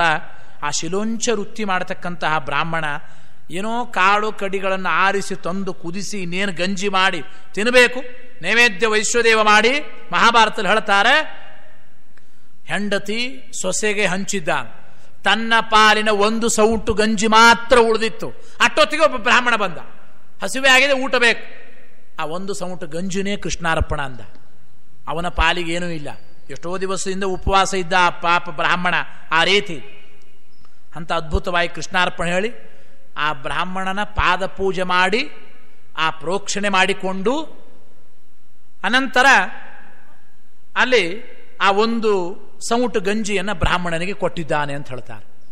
ಅದಕ್ಕೆ ಆ ಮುಂಗಿಸಿ ಹೇಳಿತು, ಇಂತಹ ಬ್ರಾಹ್ಮಣನ ತ್ಯಾಗ, ಈ ತಪಸ್ಸು, ಈ ದಾನದ ಮುಂದೆ ಈ ಪಾಂಡವರ ಅಶ್ವಮೇಧ ಏನು ಲಾಭ? ಅದು ಕೋಟಿ ಪಟ್ಟು ಉತ್ತಮ, ಇದೇನು ಉಪಯೋಗ ಇಲ್ಲ ಅಂತ. ಪಾದೋದಕಕ್ಕೆ ಬಹಳ ಮಹತ್ವ ಇದೆ. ಬ್ರಾಹ್ಮಣರ ಪಾದೋದಕಕ್ಕೆ ವಿಶೇಷವಾಗಿ ನೀವು ಕೇಳಿದ್ದೀರಿ ಅನೇಕ ಮಾತುಗಳು. ಒಂದು ಮಾತನ್ನು ಹೇಳಿ ಮುಗಿಸಿಬಿಡ್ತೇನೆ. ಅಲ್ಲಿ ಹೇಳುವಾಗ ಬ್ರಾಹ್ಮಣರ ಪಾದೋದಕ ಅಂದರೆ ಎಷ್ಟು ಮಹತ್ವ. ಜಗತ್ತಿನಲ್ಲಿ ಒಂದು ರಾಜನ ಸಭೆಯಲ್ಲಿ ಅನೇಕ ಜನ ಬಂದು ಒಂದೊಂದು ಆಶ್ಚರ್ಯಕರ ಘಟನೆಗಳನ್ನು ಹೇಳ್ತಾ ಇದ್ರು. ರಾತ್ರಿ ಕಾಲದಲ್ಲಿ ಸೂರ್ಯನನ್ನು ತೋರಿಸ್ತಾರೆ, ಸತ್ಯಬೋಧ ತೀರ್ಥರು ಅಂತ ಕಥೆ ಕೇಳಿದ್ದೇವೆ. ಯಾರು ಅತ್ಯಂತ ಪ್ರಾಮಾಣಿಕರು, ಸತ್ಯವಂತರು, ಕಾಯ್ದ ಕಬ್ಬಿಣ ಮುಟ್ಟಿದ್ರು ಸುಡೋದಿಲ್ಲ ಅವರಿಗೆ. ಒಂದೊಂದು ಮಿರಾಕಲ್ ಹೇಳ್ತಾ ಇದ್ರು. ಗಂಡಿಗೂ ಗರ್ಭಧಾರಣೆ ಆದದ್ದಿದೆ ಭಾಗವತದಲ್ಲಿ, ಯುವನಾಶ್ವರಾಜ ಅಂತ. ಒಂದೊಂದು ಆಶ್ಚರ್ಯ. ಸತ್ಯ ಧರ್ಮರ ಶಿಷ್ಯರು ಒಂದು ಮಾತು ಹೇಳಿದರು, ಜಗತ್ತಿನಲ್ಲಿ ಅತಿ ಆಶ್ಚರ್ಯ ಅಂದ್ರೆ ಏನು ಗೊತ್ತಾ? ನೀರಿನಿಂದಲೇ ನೀರು ಒಣಗುತ್ತದೆ. ಅತ್ಯಾಶ್ಚರ್ಯಮಿದಂ ಲೋಕೆ ವಾರಿಣಾ ವಾರಿ ಶುಷ್ಯತಿ. ಏನ್ ನೀರಿನಿಂದ ನೀರು ಒಣಗುತ್ತದೆ ಅರ್ಥ? ಗುರು ಪಾದ ಜಲೇನೈವ ಭವಸಿಂಧುರ್ ವಿಶಿಷ್ಯತೆ. ಎಂಥ ದಿವ್ಯವಾದ ಮಾತು. ಒಬ್ಬ ಮನೆಗೆ ಒಂದು ಪುಟ್ಟ ವಟು, ಸರಿಯಾಗಿ 3 ಹೊತ್ತು ಸಂಧ್ಯಾವಂದನೆ, 2 ಹೊತ್ತು ಅಗ್ನಿ ಕಾರ್ಯ, 1 ಹೊತ್ತು ಬ್ರಹ್ಮಯಜ್ಞ ಮಾಡುವ ವ್ಯಕ್ತಿ, ಆ ಪುಟಾಚಿ ಬ್ರಹ್ಮಚಾರಿ ಬಂದರೆ, ಒಬ್ಬ ಶ್ರೇಷ್ಠ ಶಾಸ್ತ್ರ ಓದಿಕೊಂಡಿರ್ತಕ್ಕಂಥ ವಿದ್ವಾಂಸರು, ಜ್ಞಾನಿಗಳು, ತಪಸ್ವಿಗಳು, ಪಂಡಿತರು, ಸನ್ಯಾಸಿಗಳಂತೂ ಸರಿಯೇ ಸರಿ, ಯತಿಗಳು ಮನೆಗೆ ಬಂದರೆ ಪಾದ ಪೂಜೆ ಮಾಡ್ತೇವೆ. ಪಾದ ಪೂಜೆ ಮಾಡುವಾಗ ಇರಬೇಕಾದ ಅನುಸಂಧಾನ ಏನು ಗೊತ್ತಾ? ನೀರಿನಿಂದಲೇ ನೀರು ಒಣಗುತ್ತದೆ ಅಂದರೆ ಒಂದು ತಂಬಿಗೆ ನೀರು ಚೆಲ್ಲಿಬಿಟ್ಟು ಇನ್ನೊಂದು ತಂಬಿಗೆ ಚೆಲ್ಲಿದ್ರು ಒಣಗುತ್ತದೆ ಏನೋ? ಜಾಸ್ತಿ ಒದ್ದೆ ಆಗುತ್ತದೆ. ನೀರಿನಿಂದಲೇ ನೀರು ಒಣಗುತ್ತದೆ ಅಂದರೆ ಇದು ಆಶ್ಚರ್ಯ. ಜಗತ್ತು ಏನು ಅಂದರೆ ಗುರುಗಳ ಪಾದೋದಕವೆಂಬ ನೀರಿನಿಂದ ಸಂಸಾರ ಸಮುದ್ರ ಎಂಬ ನೀರೇ ಒಣಗಿ ಹೋಗುತ್ತದೆ. ಗುರು ಪಾದ ಜಲೇನೈವ ಭವಸಿಂಧುರ್ ವಿಶಿಷ್ಯತೆ. ಎಂಥ ಅದ್ಭುತವಾದ ಮಾತಾಡ್ತಾರೆ. ಪ್ರತಿಯೊಬ್ಬ ಬ್ರಾಹ್ಮಣರು ಮನೆಗೆ ಬಂದಾಗ ಪಾದಪೂಜೆ ಮಾಡುವಾಗ ಈ ಅನುಸಂಧಾನ ಇರಬೇಕು ಅಂತ ಹೇಳಿದ್ದುಂಟು. ಆ ರೀತಿ ಶ್ರಾದ್ದದ ಆರಂಭಕ್ಕೆ ಬ್ರಾಹ್ಮಣರ ಪಾದ ಪ್ರಕ್ಷಾಳನೆ. ರುಕ್ಮಿಣಿಯ ಪತ್ರ ತಂದ ಬ್ರಾಹ್ಮಣನ ಪಾದ ಪೂಜೆ ಮಾಡ್ತಾನೆ ಕೃಷ್ಣ ಪರಮಾತ್ಮ. ಮೂಲ ರೂಪದಲ್ಲಿ ಭೃಗು ಋಷಿಗಳ ಪಾದ ಪೂಜೆ ಮಾಡಿದ್ದಾನೆ. ಸುಧಾಮನ ಪಾದ ಪೂಜೆ ಮಾಡ್ತಾನೆ ಸ್ವತಃ ಸ್ನೇಹಿತ ಬ್ರಾಹ್ಮಣ. ಕೃಷ್ಣ ಜಗತ್ತಿಗೆ ತಿಳಿಸ್ತಾನೆ ಬ್ರಾಹ್ಮಣರ ಆ ಪಾದ ಧೂಳಿ, ಆ ಪಾದೋದಕಕ್ಕೆ ಎಷ್ಟು ಮಹತ್ವ ಇದೆ. ಅದಕ್ಕೆ ಪ್ರಾಚೀನ ಪದ್ಧತಿ, ಆಚಾರ್ಯ ನಿಮ್ಮ ಪಾದ ಧೂಳಿ ನಮ್ಮ ಮನ್ಯಾಗ ಬೀಳಬೇಕು ಅಂತ. ಅಂದರೆ ಬ್ರಾಹ್ಮಣರು ಭಗವಂತನ ಚಲಪ್ರತಿಮಾ. ಅಷ್ಟು ದಿವ್ಯವಾದ ಮಹತ್ವ. ಇಡೀ ರಾಮಾಯಣ, ಮಹಾಭಾರತ, ಭಾಗವತ ಪ್ರತಿಯೊಂದು ಸಂದರ್ಭದಲ್ಲಿ ಅದನ್ನು ಬೇಸರ ಇಲ್ಲದೆ ಹೇಳ್ತಾರೆ ಪುರಾಣಕಾರರು. ಆ ರೀತಿ ಆ ಮುಂಗಿಸಿ ಒಂದು ಕತೆ ಹೇಳಿದೆ. ಈ ರೀತಿ ಆ ಬ್ರಾಹ್ಮಣ ಮನೆಗೆ ಬಂದು ಪಾದ ಪ್ರಕ್ಷಾಳನ ಮಾಡಿ ಪ್ರೋಕ್ಷಣೆ ಮಾಡಿಕೊಂಡು ಏನು ಒಂದು ಗಂಜಿ ದಾನ ಮಾಡಿದ. ಎಷ್ಟೋ ದಿವಸದಿಂದ ಉಪವಾಸ ಇದ್ದವನು, ಏನೋ ಒಂದು ಸೌಟು ಗಂಜಿ ತಿನ್ನೋದಕ್ಕೂ ಮತ್ತಿವನಿಗೆ ಗತಿ ಇಲ್ಲ. ಆದರೂ ಭಕ್ತಿಯಿಂದ ಸಮರ್ಪಣೆ ಮಾಡಿದ ಆ ಬ್ರಾಹ್ಮಣನಿಗೆ ಇದು ದೊಡ್ಡ ಪುಣ್ಯ ಕಾರ್ಯ. ಯಾತಕ್ಕೆ ಪುಣ್ಯ ಕಾರ್ಯ ಅನ್ನಿಸ್ತು ಅಂದರೆ ಆ ಮುಂಗಸಿಗೆ ತನಗೂ ಒಂದು ಲಾಭ ಆಗಿದೆ. ಅಲ್ಲಿ ಗಂಜಿ ಕೊಟ್ಟವನು ಬ್ರಾಹ್ಮಣ, ಕುಡಿದವನು ಆ ಬಂದ ಬ್ರಾಹ್ಮಣ. ಈ ಮುಂಗಸಿಗೆ ಏನು ಲಾಭ ಅಲ್ಲಿ? ಆ ಬ್ರಾಹ್ಮಣನಿಗೆ ಯಾಕೆ ಹೊಗಳಬೇಕು? ಒಂದು ಲೋಟ ಗಂಜಿ ದಾನ ಮಾಡಿದರೆ ಅಂದರೆ ಅದೇನು ಮಾಡಿತ್ತು ಅಂದರೆ ಆ ಬ್ರಾಹ್ಮಣನಿಗೆ ಪಾದ ತೊಳೆದ ನೀರು ಇರ್ತದಲ್ಲ, ಆ ಪಾದ ತೊಳೆದ ನೀರಿನಲ್ಲಿ ಈ ಮುಂಗಸಿ ಹೋಗಿ ಹೊರಳಾಡಿದೆ ಅಂತ. ಹೊರಳಾಡಿದಾಗ ಒಂದು ರೆಕ್ಕೆ ಬಂಗಾರದ ರೆಕ್ಕೆ ಆಯ್ತಂತ. ಬ್ರಾಹ್ಮಣರ ಪಾದೋದಕದ ಮಹತ್ವ ಅಂತ. ಒಂದು ರೆಕ್ಕೆ ಬಂಗಾರದ ರೆಕ್ಕೆ ಆಯ್ತು. ಇನ್ನೊಂದ್ಸಲ ಹೊರಡಾಡ್ಲಿಕ್ಕೆ ಹೋಯ್ತು, ಅದು ಏನು ಬಂಗಾರ ಆಗಲಿಲ್ಲ, ಸುಡುಗಾಡಾಗಲಿಲ್ಲ, ಹಾಗೆ ಇತ್ತು ಅಟ್ಟೆ. ಏನು ಮಾಡಿದ್ರೆ ಅದು ಏನಾಗಿಲ್ಲ, ಹಾಗೆ ಇತ್ತು. ಏನಾದರೂ ಮಾಡಿ ಇನ್ನೊಂದು ರೆಕ್ಕೆ ಗೋಲ್ಡನ್ ಮಾಡ್ಕೋಬೇಕು ಅಂತ ಇದಕ್ಕೆ ಅತಿ ಆಸೆ ಬಂದ್ಬಿಡ್ತು ಮುಂಗುಸಿಗೆ. ಇಡೀ ಭೂಮಂಡಲದಲ್ಲಿರ್ತಕ್ಕಂಥ ಸಕಲ ತೀರ್ಥಗಳಿಗೂ ಹೋಗಿ ಬಂದೆ, ಏನಾದರೂ ಬಂಗಾರ ಆಗಲಿಲ್ಲ. ಇನ್ನೊಂದು ರೆಕ್ಕೆ, ಒಂದೇ ರೆಕ್ಕೆ ಮಾತ್ರ ಬಂಗಾರ ಆಯಿತು. ಅಂದರೆ ಆ ಬ್ರಾಹ್ಮಣನ ದಾನ ಮಾಡಿದ್ದರ ಪುಣ್ಯ, ಆ ಬ್ರಾಹ್ಮಣರಿಗೆ ಅಂದರೆ ಆ ಪಾದ ತೊಳೆದಿರ್ತಕ್ಕ ನೀರೇನಿದೆ ಅದೇ ಶ್ರೇಷ್ಠವಾದದ್ದು. ಅದಕ್ಕಿಂತ ದೊಡ್ಡ ಪುಣ್ಯ ಕಾರ್ಯ ಇಡೀ ಜಗತ್ತಿನಲ್ಲಿ ಇನ್ನೊಂದಿಲ್ಲ. ಕೊನೆಗೆ ನಾ ಏನು ಮಾಡಿದೆ, ಆ ಮುಂಗ್ಸಿ ಹೇಳಿತು, ಎಲ್ಲ ತೀರ್ಥಕ್ಷೇತ್ರಗಳಿಗೆ ಹೋಗಿ ಬಂದೆ, ಒಂದು ರೆಕ್ಕೆ ಬಂಗಾರ ಆಗಲಿಲ್ಲ. ಅದಕ್ಕೆ ಈ ಪಾಂಡವರ ಅಶ್ವಮೇಧ ಯಾಗದ ಮಂಟಪಕ್ಕೂ ಬಂದೆ. ಇಲ್ಲಿ ದೇವರಿದ್ದಾನೆ ಅಂತ ಹೇಳ್ತೀರಿ, ನೂರಾರು ಜನ ಋಷಿ ಮುನಿಗಳು ಬ್ರಾಹ್ಮಣರೆಲ್ಲ ಬಂದಿದ್ದಾರೆ, ಅವರ ಪಾದ ಪ್ರಕ್ಷಾಳನೆ ಆಯ್ತು, ಅಲ್ಲೂ ಹೊರಳಾಡದೆ, ಇದೇನು ಬಂಗಾರ ಆಗಿಲ್ಲ ಅಂದ್ರೆ ಅದೇ ಶ್ರೇಷ್ಠ. ಆ ಬ್ರಾಹ್ಮಣನ ಒಂದು ಸೌಟು ಗಂಜಿದಾನವೇ ಶ್ರೇಷ್ಠ. ಈ ಪಾಂಡವರ ಯಜ್ಞ ಏನು ದೊಡ್ಡದಲ್ಲ ಅಂತ ಎಲ್ಲರೂ ಹೊಗಳುವಾಗ ಇದು ಬೈದು ಬಿಡ್ತು. ಅದಕ್ಕೆ ತಕ್ಷಣ ಯಾಕೆ ಹೀಗಾಯಿತು, ದಿವ್ಯ ಪುಷ್ಪ ವಿಮರ್ದಾಚ ಸ್ವಾದೋದ್ದಾನ ಲವಶ್ಚತೈ ವಿಪ್ರಸ್ಯ ತಪಸಾತಸ್ಯ ಶಿರೋಮೇ ಕಾಂಚನೀಕೃತಂ. ಮಹಾಭಾರತದಲ್ಲಿ ಈ ಮಾತು ಬರುತ್ತದೆ. ಏನಾಯಿತು, ಯಾರು ಈ ಮುಂಗ್ಸಿ ಅಂದರೆ ಒಬ್ಬ ದುಷ್ಟ ಅಸುರ. ಕೃಷ್ಣ ಪರಮಾತ್ಮನಿಗೆ, ಕೆಲವು ಬ್ರಹ್ಮಜ್ಞಾನಿಗಳಿಗೆ ಈ ಮುಂಗ್ಸಿ ದುಷ್ಟ ಅಸುರ ಅಂಧಂತಮ ಯೋಗ್ಯ ಅಂತ ಗೊತ್ತಾಯಿತು. ಅದು ಮುಂಗ್ಸಿ ಪಾಂಡವರ ಯಜ್ಞಕ್ಕೆ ಬೈದಿದ್ದು, ಪಾಂಡವರಿಗೆ ನಿಂದನೆ ಮಾಡಿದ್ದು, ಅವರಿಗೇನು ಅದು ಒಳಗಿನ ಜ್ಞಾನ ಇತ್ತು, ಅವರಿಗೇನು ಬಹಳ ಪ್ರಾಬ್ಲಮ್ ಆಗಿಲ್ಲ. ಈ ಸಾಮಾನ್ಯ ಜನರಿಗೆಲ್ಲ ತೊಂದರೆ ಆಯಿತು. ಆವಾಗ ತಕ್ಷಣ ಅಲ್ಲಿ ಕೃಷ್ಣ ಪರಮಾತ್ಮ ಈ ಮುಂಗ್ಸಿಯ ಹಿನ್ನೆಲೆ ಹೇಳ್ತಾನೆ. ಯಾರು ಈ ಮುಂಗ್ಸಿ, ದೈತ್ಯ ಮುಂಗ್ಸಿ. ಇದು ಯಾವುದು ಅಂದರೆ, ಹಿಂದೆ ಒಂದು ಬಾರಿ ಜಮದಗ್ನಿಗಳು ಅವರ ತಂದೆಗಳ ಶ್ರಾದ್ದ ಮಾಡೋದಕ್ಕಾಗಿ ಪವಿತ್ರವಾದ ವಸ್ತುಗಳನ್ನೆಲ್ಲ ಇಟ್ಟಿರ್ತಾರೆ, ಹಾಲು ಮೊಸರು ಎಲ್ಲವೂ ಕೂಡ ಜಮದಗ್ನಿಗಳು. ಆ ಪವಿತ್ರವಾದ ಶ್ರಾದ್ದಕ್ಕೆ ಪಿತೃದೇವತೆಗಳ ಸಮರ್ಪಣೆಗಾಗಿ ಇಟ್ಟ ಹಾಲನ್ನ ಮುಂಗ್ಸಿಯ ರೂಪದಲ್ಲಿ ಬಂದು ಈ ದೈತ್ಯ, ಒಬ್ಬ ದುಷ್ಟ ಅಸುರ ಅವನು, ಈ ರಾಕ್ಷಸ ಮುಂಗ್ಸಿ ರೂಪ ತೆಗೆದುಕೊಂಡು, ಆವಾಗ ಮುಂಗ್ಸಿಯ ರೂಪ ತೆಗೆದುಕೊಂಡು ಆ ಜಮದಗ್ನಿಗಳು ಶ್ರಾದ್ದಕ್ಕೆ ಉಪಯೋಗಿಸಬೇಕಾಗಿರ್ತಕ್ಕಂಥ ಹಾಲನ್ನು ಬಂದು ಕುಕ್ಕುತ್ತದೆ, ಮುಟ್ಟುತ್ತದೆ. ಅವರು ಸ್ನಾನಕ್ಕೆ ಹೋಗಿರ್ತಾರೆ, ಮಡಿ ಸ್ನಾನಕ್ಕೆ, ಪಾಪ ಶ್ರಾದ್ದಕ್ಕೆ ಸ್ನಾನ ಮಾಡಿ ಬರಬೇಕು ಅಂತ ಬಾವಿಗೆ. ಅಷ್ಟೊತ್ತಿಗೆ ಈ ಮುಂಗ್ಸಿ ರೂಪ ತೆಗೆದುಕೊಂಡು ಈ ರಾಕ್ಷಸ ಬಂದು ಆ ಶ್ರಾದ್ದಕ್ಕೆ ಇಟ್ಟ ಹಾಲನ್ನು ಮುಟ್ಟಿಬಿಡ್ತದೆ. ಅದಕ್ಕೆ ಸಿಟ್ಟು ಬಂತು. ಈ ಹೋಮದ ವಸ್ತು ಅದು ಪವಿತ್ರವಾದದ್ದು, ಹವಿಸ್ಸು ಅಂತ ಕರೀತಾರೆ. ನಾಯಿ, ಮುಂಗ್ಸಿ, ನರಿ, ಆದ್ದರಿಂದ ಇವೆಲ್ಲ ಮುಟ್ಟಿಬಿಟ್ರೆ ಅದು ಅಪವಿತ್ರ. ಪಿತೃದೇವತೆಗಳಿಗೆ ಸಿಟ್ಟು ಬಂತದ್ದು. ಪಿತೃದೇವತೆಗಳಿಗೆ ಸಿಟ್ಟು ಬಂದು ನೀನು ಮುಂಗ್ಸಿ ರೂಪ ಹಾಗೇ ಉಳಿಯಲಿ ಅಂತ ಶಾಪ ಕೊಟ್ಟು. ಯಾವಾಗ ಮೋಚನೆ, ನನ್ನ ಗತಿ ಯಾವಾಗ? ಅದಕ್ಕೆ ನಿನ್ನ ಗತಿ ಯಾವಾಗ ಅಂದ್ರೆ ನಿನ್ನ ಹಣೆ ಬರ, ಅಂದ್ರೆ ನಿನ್ನ ಗತಿ ನಿನಗೆ ಆಗಬೇಕು ಅಂದರೆ ಮುಂದೆ ಪಾಂಡವರ ಅಶ್ವಮೇಧ ಯಾಗಕ್ಕೂ ಹೋಗಿ ಅಲ್ಲಿ ಪಾಂಡವರ ಅಶ್ವಮೇಧ ಯಾಗಕ್ಕೆ ಬೈದು ಬಾ, ನಿನ್ನ ಗತಿ ನಿನಗಾಗುತ್ತದೆ. ಆ ಪಿತೃದೇವತೆಗಳು ಹೇಳಿದ ಮಾತಿದು. ಇಷ್ಟು ಹಿನ್ನೆಲೆ ಇದೆ ಅಂತ ಹೇಳ್ತಾರೆ. ರಾಮಾಯಣದಲ್ಲಿ ಈ ಕಥೆ ಕೇಳ್ತೇವೆ ನಾವು. ಸಮುದ್ರ ಮಥನ ಕಾಲದಲ್ಲಿ ಹುಟ್ಟಿದ ಕಲಿಯ ಹೆಂಡತಿ ಅಲಕ್ಷ್ಮಿ, ದಾರಿದ್ರ್ಯಕ್ಕೆ ಅಭಿಮಾನಿ ಅವಳು. ಆ ಅಲಕ್ಷ್ಮಿನೇ ಮಂಥರೆಯಾಗಿ ಬಂದದ್ದು ಇಲ್ಲಿ ರಾಮಾಯಣದಲ್ಲಿ. ಅವಳು ಬಹಳ ಕಷ್ಟಪಟ್ಟು ತಪಸ್ಸು ಮಾಡಿ ಒಂದು ಅಪ್ಸರಾ ಸ್ತ್ರೀಯಾಗಿ ಬ್ರಹ್ಮದೇವರನ್ನು ಕುರಿತು ಘೋರವಾದ ತಪಸ್ಸು ಮಾಡಿ, ಸ್ವಾಮಿ ನನ್ನ ಗತಿ ನನಗಾಗಬೇಕು ಅಂತ ಬ್ರಹ್ಮದೇವರಿಗೆ ಕೇಳಿದ್ರು. ಬ್ರಹ್ಮದೇವರು ನೋಡಿದರು, ಇವಳ ಗತಿ ಇವಳಿಗೆ ಅಂದರೆ ಮಹಾದುಷ್ಟಳು, ಪರಮ ಪಾಪಿಷ್ಟಳು, ಲೋಕ ಕಂಟಕಳಿವಳು. ಇವಳ ಗತಿ ಅಂದ್ರೆ ಅಂಧನ್ ತಮಸ್ಸೆ, ಇವಳಿಗೆ ಗತಿ. ನೀ ಅಂಧನ್ ತಮಸ್ಸಿಗೆ ಹೋಗುತ್ತಿ ಅಂತ ಹೆಂಗೆ ಹೇಳೋದು? ಮತ್ತೆ ತಪಸ್ಸು ಮಾಡಿದ್ದಾಳ ಪಾಪ. ಅದಕ್ಕೆ ಬ್ರಹ್ಮದೇವರು ಸೂಕ್ಷ್ಮವಾಗಿ ಹೇಳ್ತಾರೆ, ನಿನ್ನ ಗತಿ ನಿನಗಾಗಬೇಕಾದ್ರೆ ತ್ರೇತಾಯುಗದಲ್ಲಿ ಮುಂದೆ ರಾಮದೇವರ ಪಟ್ಟಾಭಿಷೇಕ ನಿಲ್ಲಿಸು, ನಿನ್ನ ಗತಿ ನಿನಗಾಗುತ್ತದೆ. ಕೈಕೇಯಿಗೆ ಕೆಟ್ಟ ಬುದ್ಧಿ ಪ್ರಚೋದನೆ ಮಾಡಿ ರಾಮದೇವರ ಪಟ್ಟಾಭಿಷೇಕ ನಿಲ್ಲಿಸಿಬಿಡು, ನಿನ್ನ ಗತಿ ನಿನಗಾಗುತ್ತದೆ. ಆ ಲಕ್ಷ್ಮಿ ಅಪ್ಸರಾ ಸ್ತ್ರೀಗೂ ಬ್ರಹ್ಮದೇವರು ಹೇಳಿದ ಮಾತು ಅಲ್ಲಿ ಹೇಳುವಾಗ. ಆದ್ದರಿಂದ ಅದು ಹೇಳಿದ ನನ್ನ ಗತಿ ನನಗಂದಾಕ್ಷಣ ಬಹಳ ಸಂತೋಷ ಆಗಿಬಿಟ್ಲ ಅವಳು, ಮೋಕ್ಷಕ್ಕೆ ಹೋಗ್ಬಿಡ್ತೇನೆ ಅಂತ ಹೇಳಿ. ಅವಳ ಗತಿ ಅವಳಿಗೆ ಅಲ್ಲಿ ಮಂಥರೆಯಾಗಿ ಹುಟ್ಟಿ ಆ ಲಕ್ಷ್ಮಿನೇ ಇಲ್ಲಿ ಬಂದು ಮಂಥರೆಗೆ ಪ್ರಚೋದನೆ ಮಾಡಿ ಆ ರಾಮಚಂದ್ರ ದೇವರ ಪಟ್ಟಾಭಿಷೇಕ ನಿಲ್ಲಿಸಿ ರಾಮನ ವನವಾಸಕ್ಕೆ ಕಾರಣರಾಗುತ್ತಾಳೆ. ಒಂದು ಅರ್ಥದಲ್ಲಿ ಕೈಕೇಯಿಗೆ ಸ್ವಾಭಾವಿಕವಾಗಿ ಅವಳು ಭಗವದ್ಭಕ್ತಳೆ. ನಿಕೃತಿ ಎಂಬ ದುಷ್ಟ ರಾಕ್ಷಸಿಯ ಆವೇಶ, ಮಂಥರೆಯ ಪ್ರಚೋದನೆ ಅವಳ ದುಷ್ಟ ಬುದ್ಧಿಗೆ ಕಾರಣ ಆಯಿತು. ಆ ಕೈಕೇಯಿ ದುಷ್ಟ ಬುದ್ಧಿಗೆ ಆ ವಿಚಾರ ಹೇಳ್ತಾರೆ. ಎಷ್ಟು ಚೆನ್ನಾಗಿದೆ ನೋಡ್ರಿ. ಭಗವಂತನ ವನವಾಸಕ್ಕೆ ಕಾರಣರಾದವಳು ಈ ಕಲಿಯ ಹೆಂಡತಿ. ಕಲಿ ಭಗವದ್ಭಕ್ತರ ವನವಾಸಕ್ಕೆ ಕಾರಣನಾದ ದುರ್ಯೋಧನನಾದಾಗ. ಕಲಿ ಭಗವದ್ಭಕ್ತರಿಗೆ ಕಾಡಿಗೆ ಅಟ್ಟಿದ ದುರ್ಯೋಧನನಾಗಿ, ಕಲಿಯ ಹೆಂಡತಿ ಭಗವಂತನಿಗೆ ಕಾಡಿಗೆ ಕಳಿಸ್ಬಿಟ್ರು. ಗಂಡ ಹೆಂಡತಿ ಸೇರಿ ಭಗವಂತನಿಗೂ ಭಗವದ್ಭಕ್ತರಿಗೂ ಕಾಡಿಗೆ ಅಟ್ಟಿದ ಪಾಪಿಷ್ಟರು, ಇಬ್ಬರಿಗೂ ಅಂದಂತ ಸಮಸ್ಯೆನೆ. ಆ ರೀತಿ ಹಾಗೆ ಇಲ್ಲಿಯೂ ಕೂಡ ಆ ಜಮದಗ್ನಿಗಳ ಪವಿತ್ರವಾದ ಶ್ರಾದ್ದಕ್ಕೆ ಶುಚಿಯಾಗಿರ್ತಕ್ಕಂತಹ ಮೀಸಲಾದ ಹಾಲನ್ನು ಮುಟ್ಟಿದ್ದಕ್ಕೆ ಪಿತೃದೇವತೆಗಳ ಶಾಪ ಅಂತ ಹೇಳ್ತಾರೆ. ಈ ರಾಕ್ಷಸನಿಗೆ ನಿನ್ನ ಮುಂಗ್ಸಿ ಶರೀರ ಹಾಗೇ ಇದ್ದು ಬಿಡ್ಲಿ, ಮುಂದೆ ನೀನು ಪಾಂಡವರ ಅಶ್ವಮೇಧ ಯಾಗಕ್ಕೆ ಹೋಗಿ ಅಲ್ಲಿ ನಿಂದನೆ ಮಾಡು, ನಿನ್ನ ಗತಿ ನಿನಗಾಗುತ್ತದೆ. ಇಷ್ಟೆಲ್ಲ ಹಿನ್ನೆಲೆಯನ್ನು ಹೇಳಿ ಅನಂತರ ಅಂದಂತಮಸ್ಸಿ ಕಳಿಸಿದ್ದಾರೆ. ಇವರಿಗೆಲ್ಲರಿಗೂ ಮತ್ತೆ ವಿಶ್ವಾಸ ಬಂತು. ಪಾಂಡವರಿಗೆಲ್ಲರಿಗೂ ಕೂಡ ವಿಶೇಷವಾಗಿ ಆ ಪಾಂಡವರ ಯಜ್ಞವನ್ನು ಎಲ್ಲರೂ ವಿಶೇಷವಾಗಿ ಅಂದರೆ ಪ್ರಶಂಸೆ ಮಾಡ್ತಾ ಇದ್ದಾರೆ ಅಂತ ಹೇಳ್ತಾರೆ. ಅನಂತ ಕೃಷ್ಣ ಪರಮಾತ್ಮನೂ ಕೂಡ ಬೇಕಾದಷ್ಟು ಅಲ್ಲಿ ಧರ್ಮರಾಜನಿಗೆ ಮತ್ತೆ ವೈಷ್ಣವ ಧರ್ಮಗಳ ಉಪದೇಶ ಮಾಡಿದ ಅಂತ ಹೇಳ್ತಾರೆ. ಮುಖ್ಯವಾಗಿ ಭಕ್ತಿಯಲ್ಲಿ ತಾರತಮ್ಯ, ಅದಕ್ಕೆ ಸಾಧನೆಯಲ್ಲಿಯೂ ತಾರತಮ್ಯ, ಮೋಕ್ಷದಲ್ಲಿಯೂ ತಾರತಮ್ಯ, ಅವರವರ ಯೋಗ್ಯತೆಗೆ ಅನುಗುಣವಾಗಿ ಆ ತಾರತಮ್ಯ ಇರತಕ್ಕಂಥದ್ದು. ಪಾಂಡವರ ಅಶ್ವಮೇಧ ಎಂಥದ್ದು, ಎಂಥ ಪುಣ್ಯವಂತರು ಅದು ಹೇಳ್ತಾರೆ. ಸಾಮಾನ್ಯ ವೈಷ್ಣವರಲ್ಲಿಯೂ ಕೂಡ ಮನುಷ್ಯರು ಮಾಡಿದ ಸತ್ಕರ್ಮಗಳಕ್ಕಿಂತಲೂ ಹೆಚ್ಚಿನ ಮಟ್ಟದಲ್ಲಿ ಶ್ರೇಷ್ಠ ಭಕ್ತಿಯಿಂದ ಮಾಡತಕ್ಕಂಥವ್ರು ಗಂಧರ್ವರು. ಗಂಧರ್ವರು ಮಾಡಿದಕ್ಕಿಂತ ಹೆಚ್ಚಿನ ಸತ್ಕರ್ಮ ಭಕ್ತಿಯಿಂದ ಮಾಡೋರು ಯಾರು? ಅದರ 100 ಪಟ್ಟು ಪಿತೃದೇವತೆಗಳು. ಪಿತೃದೇವತೆಗಳಕ್ಕಿಂತಲೂ 100 ಪಟ್ಟು ಹೆಚ್ಚಿನ ಮಟ್ಟದಲ್ಲಿ ಮಾಡತಕ್ಕಂಥವರು ಋಷಿಮುನಿಗಳು, ಅಪರೋಕ್ಷ ಜ್ಞಾನಿಗಳು, ಬ್ರಹ್ಮಜ್ಞಾನಿಗಳು.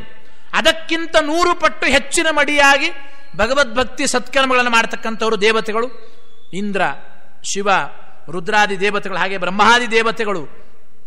ಇವರ ಕೊನೆ ಬ್ರಹ್ಮದೇವರಕ್ಕಿಂತಲೂ ಅತ್ಯದ್ಭುತವಾಗಿ ಅನಂತ ಮಡಿಯಿಂದ, ಅಂದರೆ ಮಡಿ ಅಂದರೆ ಈ ಮಡಿ ಅಲ್ಲ, ಅನಂತ ಮಡಿಯಾಗಿ ಶುದ್ಧ ಮಡಿಯಿಂದಲೂ ಕೂಡ ಸ್ವತಃ ಮಹಾಲಕ್ಷ್ಮಿನೇ ಭಗವಂತನ ಸೇವೆಯನ್ನು ಮಾಡ್ತಾಳೆ. ಈ ರೀತಿ ಅಲ್ಲಿ ತಾರತಮ್ಯ ಉಂಟು. ಅಂದರೆ ಲಕ್ಷ್ಮಿಯ ನಂತರದ ಅತ್ಯದ್ಭುತವಾದ ಸರಿಯಾದ ಸತ್ಕರ್ಮಗಳ ಅನುಷ್ಠಾನ, ನಿಷ್ಕಾಮವಾದ ಭಗವದ್ಭಕ್ತಿ ಬ್ರಹ್ಮದೇವರಿಗೆ. ಭಾವಿ ಬ್ರಹ್ಮದೇವರೇನೆ ಭೀಮಸೇನ ದೇವರು, ವಾಯುದೇವರು, ಅನಂತರ ಧರ್ಮರಾಜಾದಿ ದೇವತೆಗಳು. ಅದನ್ನು ದೇವತೆಗಳು ಮಾಡಿರ್ತಕ್ಕಂಥ ಅಶ್ವಮೇಧ ಯಾಗ ಇದು ಸಾಮಾನ್ಯ ಮನುಷ್ಯರು ಮಾಡಿರ್ತಕ್ಕಂಥದ್ದು ಯಾಗ ಅಲ್ಲ, ಅತ್ಯಂತ ವೈಷ್ಣವೋತ್ತಮವಾಗಿರ್ತಕ್ಕಂಥದ್ದು. 3 ರೂಪದ ಭಗವಂತ, ದೇವತೆಗಳು, ಋಷಿಮುನಿಗಳು ಎಲ್ಲರೂ ಕೊಂಡಾಡಿ ಹರಿಸಿ ಆಶೀರ್ವಾದ ಮಾಡ್ತಾ ಇದ್ದಾರೆ.